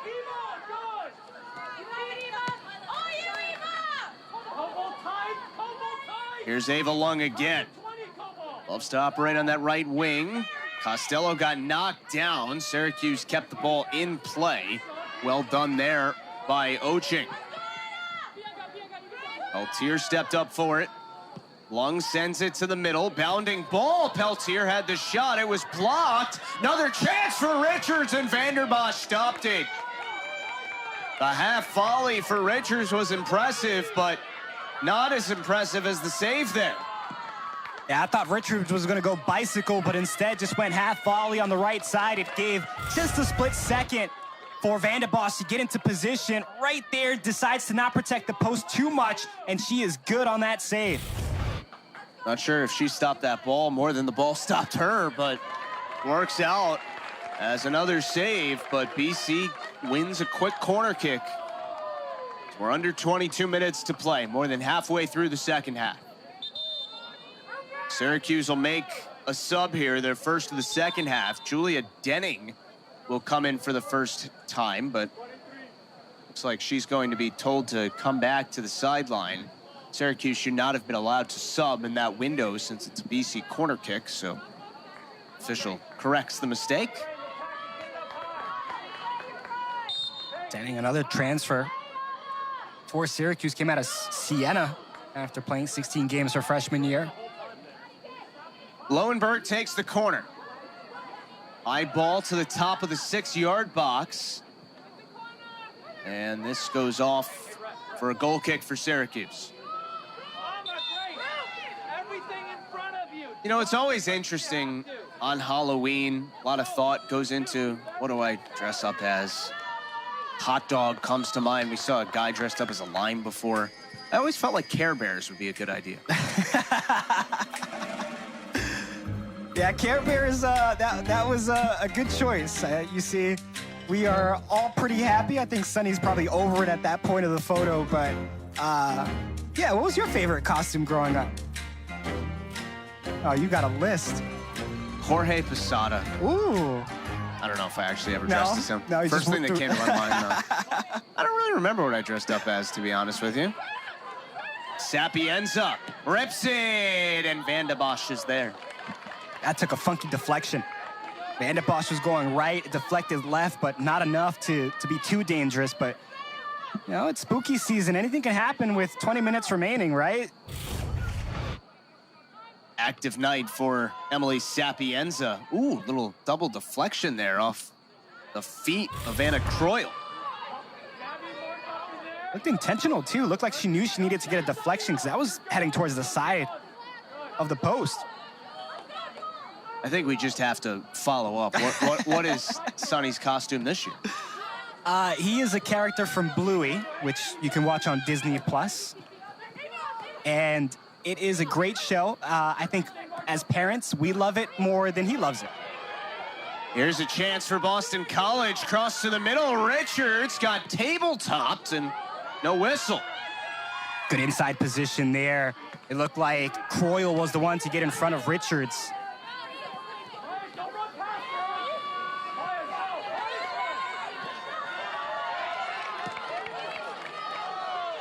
How about you? You got any plans tonight to dress up, or is this all it? What time is this match ending? Plans? I don't even have a plug.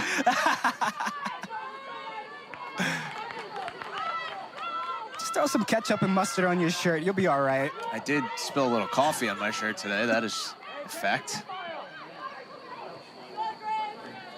Fleury takes this for the orange. This popped up in towards Villabrandt, cleared right back to Denning there, who kind of lost her footing. Fleury once again. Stevens. Good job to keep the ball and be patient here if you're Syracuse, but immediately as I say that, they concede a throw. 34 combined shots in this match. Yeah, you've talked about it. Just more breakdowns of this BC defense. Single passes, triangle passes, not forcing it too far, but they got to complete it in the attacking third. Battle in the corner there. And a whistle for a foul on Sarai Costello. So this will be a free kick that'll look more like a corner kick for the orange. I actually like that. Costello's been kind of getting bullied here in the second half with Fleury taking her down. She got that bump before she gave the foul. So just standing up for herself, and now it'll be a free kick here for Syracuse, trying to capitalize with 18 minutes remaining. Sarai, if she comes out, you go out. Big Sarai, big. Fleury. Headed just wide. Wow, what good service that was, and Julia Denning nearly leveled this match. Well, Denning's come on and provided a little bit of a spark here defensively and offensively. Gets a good head on it, but just off target. Good distraction in front, and it looked like it was Croyle who was trying to plead to the official that she got pushed from behind. Natalie Grossa back in for BC. Costello heads to the bench.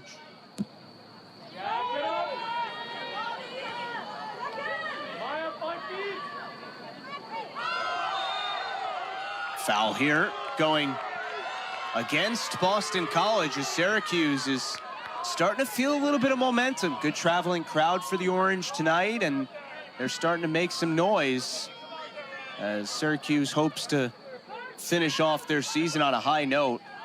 You know, I almost did my hair that way tonight. Thankfully, I didn't. Would have matched that guy. If you gave me the heads up, we could have been matching twins.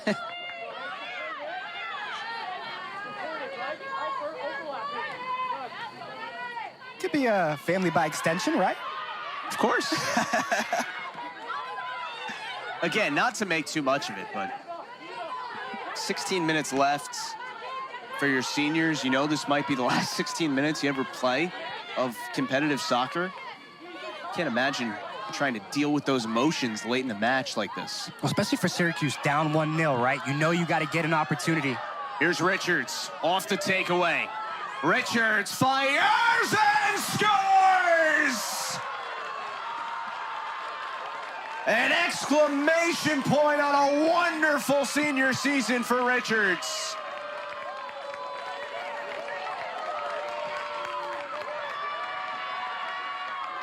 Justin, do you like math? Because upper 90, right angle, beautiful, just a beautiful strike from Ella Richards.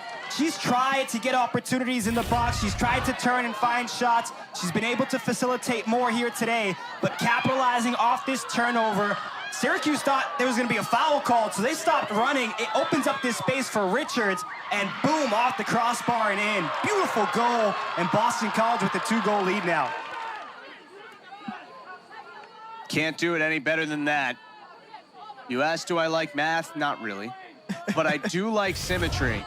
And that's career goal number 22 for number 22. Ooh, wait, I like that.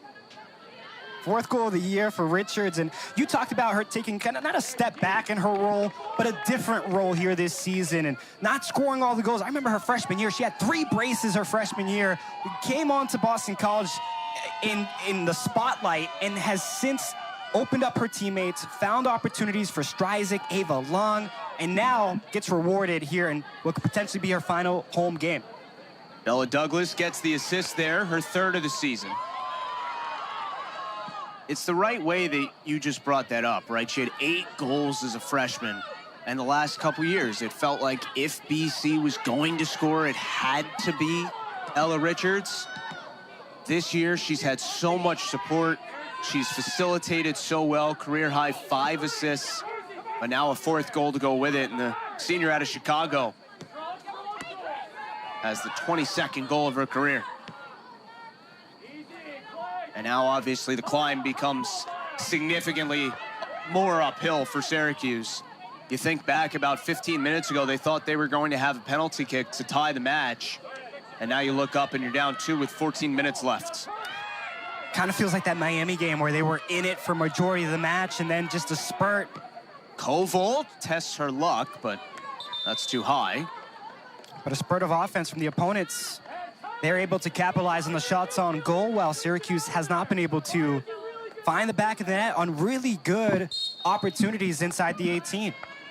Stryzik comes in for Richards. Well-deserved high fives on the sideline. Let's go. Get up deep. One thing that Chris Watkins does talk a lot about is don't just shoot to shoot. Create chances with your shots. BC has 18 shots tonight, but only 6 on goal, but they've made the most of the 6 on goal. Scored on half of them.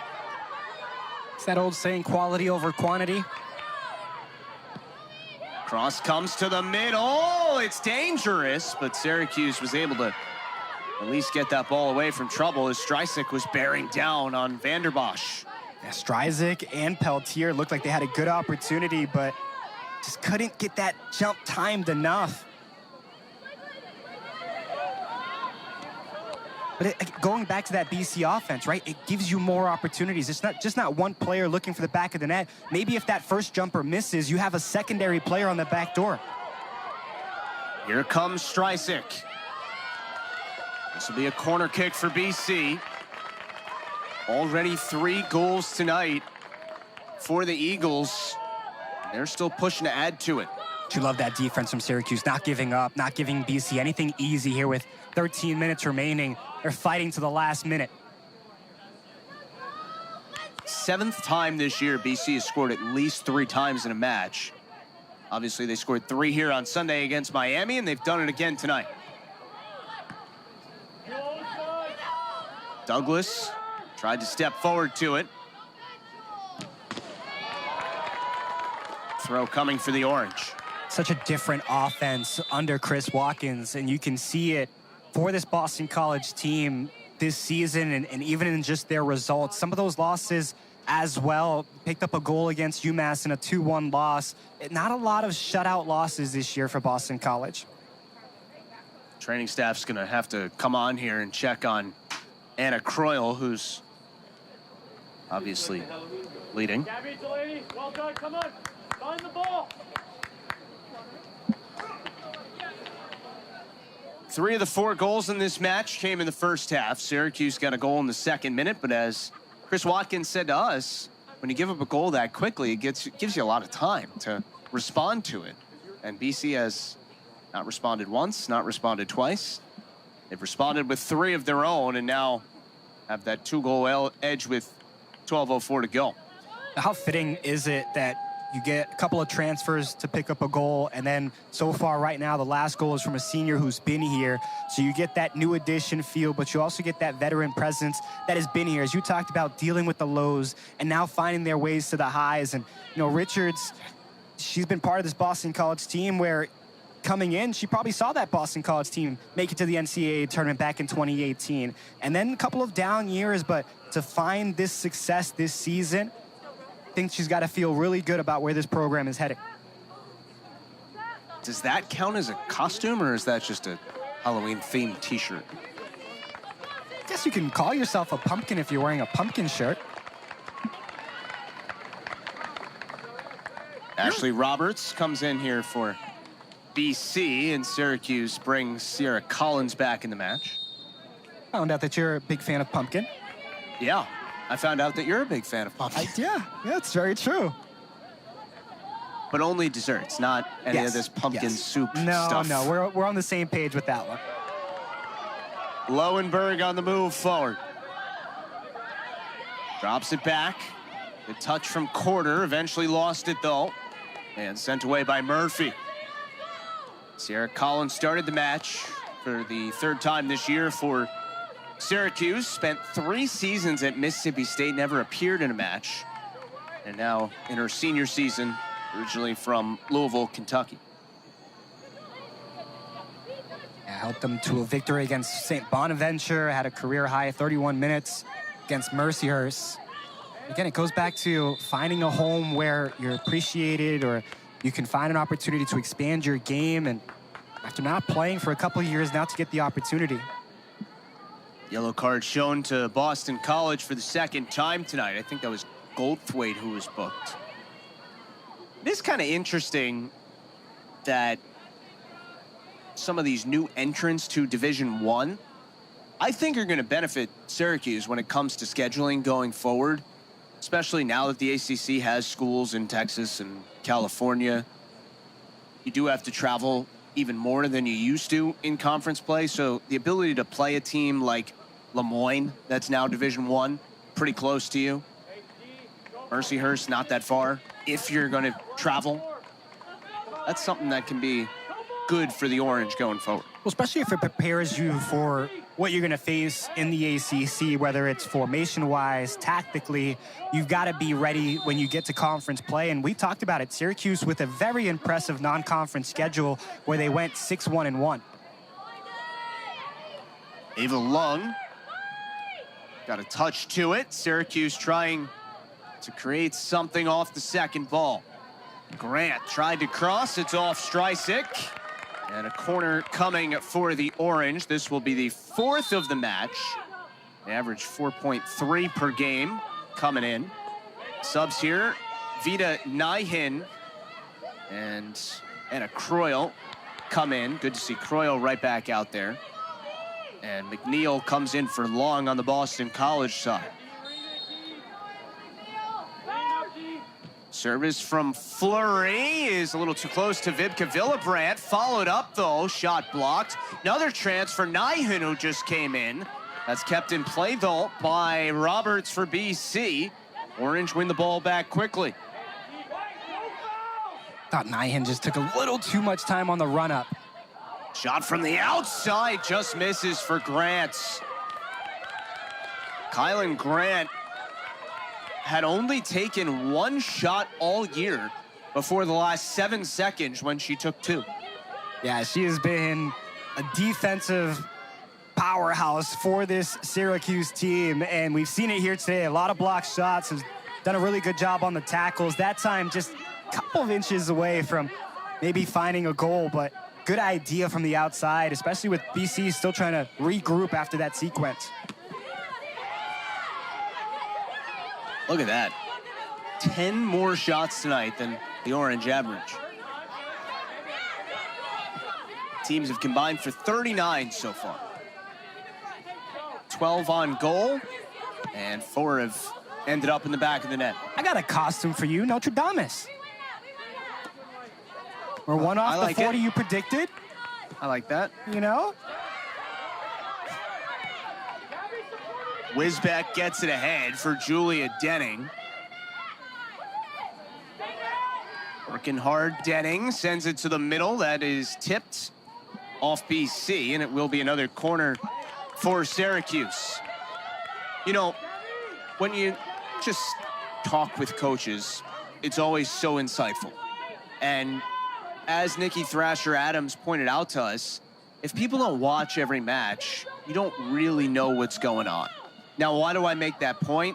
Who knows if somebody else is going to score tonight, as Villebrandt gets a touch on this corner and Lowenberg clears it. But if no one else scores, this will go down as 3-1 Boston College. 3-1 is, on paper, not the closest match in the world. But if you didn't watch this match, you don't recognize the idea that Syracuse was very, very close and thought they did get a penalty kick to tie the match 25 minutes ago, but that doesn't show up in the stats. But that's why at the end of the night, as we have a whistle here against the Orange, I think if Syracuse loses 3-1, they are going to feel like they were a lot closer in this match than the score line would indicate, because they thought 20 minutes ago they should have had the golden chance to tie it. It's a great representation of what Nikki Thrasher-Adams wants, right? You want to get more shots. You want to get more opportunities to score. Obviously, today with 22 shots and just 1 goal, not the outcome that she wants. But you get better on defense, then you're limiting teams from putting up a 2 or a 3, and that becomes a draw, right? Or now you're up with great goaltending, and it's a 1-0 game. So, again, there are pieces here for this Syracuse team that we're seeing here live that, yeah, they're going to be all right. You just got to get it together from the start of the season into conference play and keep it consistent. Streisig pulls this back. And you mentioned defense. Maybe that's the biggest jump for Syracuse this year, right?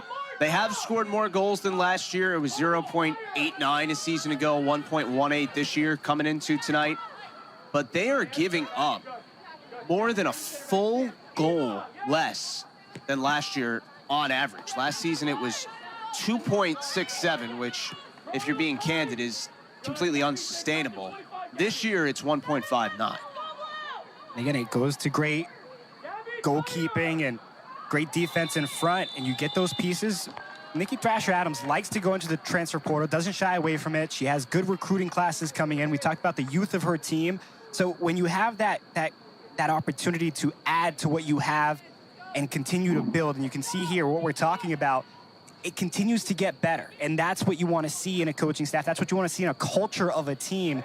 And you can see it. Even we talked about it. This was an emotional group coming out. The captains were emotional about coming out to play because they knew how much this season meant. They knew how important it was to finish on a high note. And they won't probably be able to do that here, but there's a lot of good pieces that they can take from this loss and from this season into next year. Lowenberg. Vanderbosch had to punch it away. I mean, Vanderbosch thought it looked like that was going to be fairly easy to handle, and she had to just punch that away to keep it from actually going in, and it results in the corner kick for Boston College. That's one of the pieces you have coming back next year, right? Just a junior this year, has made a lot of strides in her career, and you're going to see that last play for Vanderbosch. When you can make those types of saves, it gives your team confidence, and it gives them that momentum, and she's going to be good. She's going to be a goalkeeper to watch next year. Sapienza back in for Roberts. Off the corner, it is Vanderbosch once again getting a touch to it. And a foul against BC. Under 6 minutes to go now, and Vanderbosch a little bit shaken. I think that one got the wind knocked out of her. Contact there as Boston College was crashing in. Looks like for BC, it was Amalia Dre. He's got right in there. You remember last year, Lewis, in Boston College's final match of the season, they played the third-ranked team in the country at the time, North Carolina, to a 1-1 tie. You and I were here for it. And at that time, that felt like a huge moral victory, right? They finished the year 3-9-6, 0-6-4 in the ACC. But to get a result against Anson Dorrance in what turned out to actually be his last regular season match he ever coached, that felt huge for BC. And the fact that exactly 1 year later, it looks like they're going to get their 12th win of the season in this last regular season match speaks so much to obviously a new coaching staff, but where these players have brought this program to. Yeah, I think you said it perfectly there, is when you can pick up that type of result at the end of the season, that's what you're thinking about during the offseason is, man, we hung in there with a top 5 team in the country. And, you know, on the opposite end for Syracuse, 1-0 loss to North Carolina, a 1-0 loss to Virginia Tech. Both of those teams in the ACC are in the tops of the conference. Not only that, they're top 12 in the country. So if you can take what you've learned in those experiences and apply it to next year, you're going to be all right. Free kick here for Fleury as that ball hit off Peltier's arm. But I think that's what makes the ACC so much fun, is every year you think you know, but you never really know. Villebrandt takes a little contact, punched that away. Comes back toward Lowenberg. Battle for the ball here. Syracuse trying to find a little space to get a shot away. They're able to keep possession. Stevens sends it back on, and Villebrandt parries it right over the bar. It will be a corner for the Orange. Man, if scouts are watching Villebrandt, she has shown you everything today. Diving saves, punches, grabs, rebound control. She has been so calm inside that 6. Hasn't really made a lot of mistakes to let Syracuse capitalize.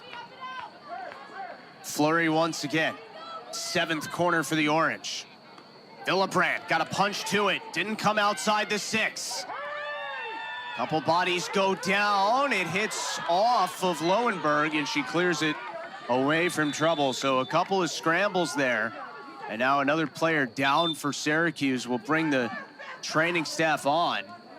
I think we might have seen the signal there for a video review, Lewis. Yeah, exactly. They're going to check to see if there was excessive contact in the box, maybe a card or a potential penalty kick coming up, but I'm not sure. I think BC had a player for Boston College had a right away here. It's going to be right on this play. Maybe a little contact from the shoulder of Quarter that gets up there, and maybe a tricky spot. But watch Quarter on the left side. She's going to come in and try to make a move on that one, but jumps too early. So we'll see what the officials are going to look at here, but they are going to review and potentially see if there's a foul in the box.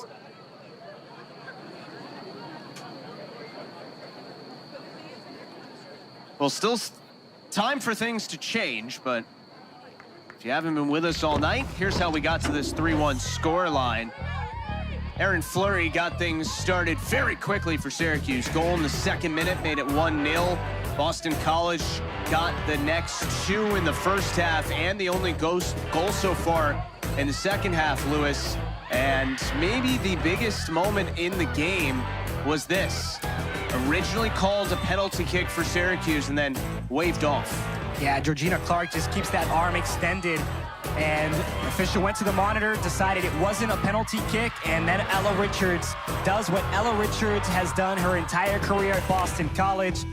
Give BC a little insurance here against Syracuse and potentially their 12th win of the season.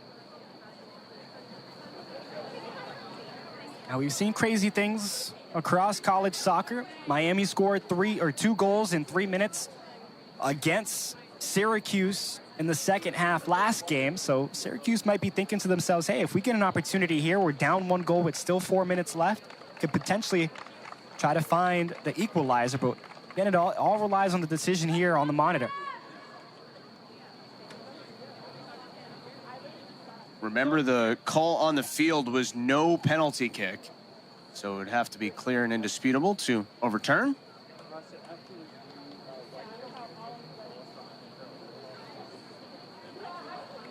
And this has been confirmed as no penalty kick, so Nikki Thrasher-Adams says, not again. the tablet works against me. It's one of those that you can see it called either way, right? Because you can't leave your feet as a defender. You got to allow the offensive player to make a play on the ball. And it's one of those that could be 50-50, especially on a 50-50 ball. But Nikki Thrasher Adams, it's not one to complain too much.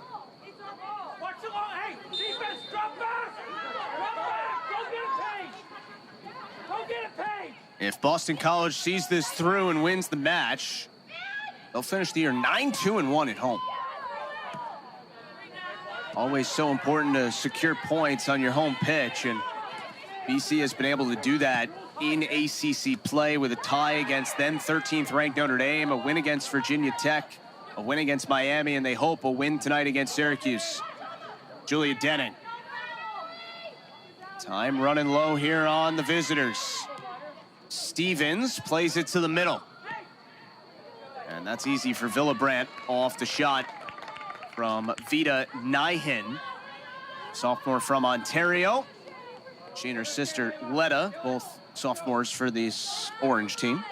Yeah, both came over from Queen's University, another one of those programs we were talking about making the jump up. You know, this Boston College team, we were talking, offline of the schedule. You look at some of the games, right? A UMass team that's always pretty competitive, but a 2-1 result where they fell early in that match, felt like they could have had a comeback. They had a loss against SMU and a loss against Clemson and a tie against Louisville, all teams below them in the standings, and a 1-0 result against Florida State, who they've always played tough in their program history. But again, you look at those results, maybe bounce here, bounce there, might be looking at an ACC tournament and NCAA tournament berth.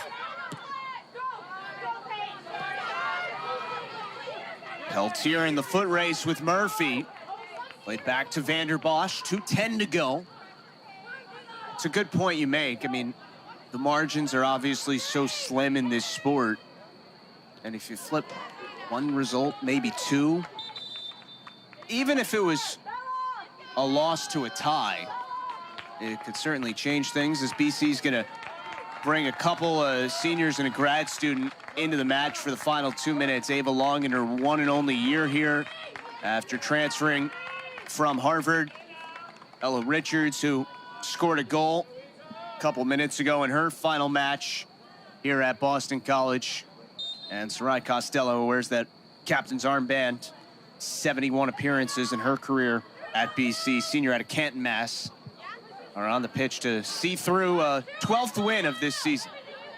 We talked about the emotions. This is where it gets real for a lot of these players. Final 100 seconds here in Newton, and looks like we'll get another senior subbed on for Boston College and Tegas. Jordan Tegas got to start on her senior day on Sunday against Miami. It was the first start of her career. Senior from North Smithfield, Rhode Island, will play the last 102 seconds. Special for players like that who maybe don't get a lot of playing games but are part of the team no matter what, right? They help with meals, they help with keeping things light, they're comedians, they help you with practice or film. There's so many players on rosters that do the things that don't show up on stat sheets, and Tegas one of those for Boston College.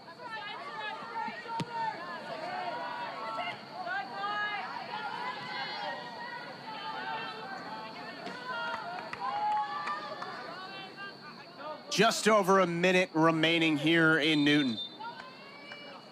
Beautiful Halloween night and a tremendous performance once again from Boston College. Fell behind 1-0 in the second minute. Scored twice in the first half, once in the second.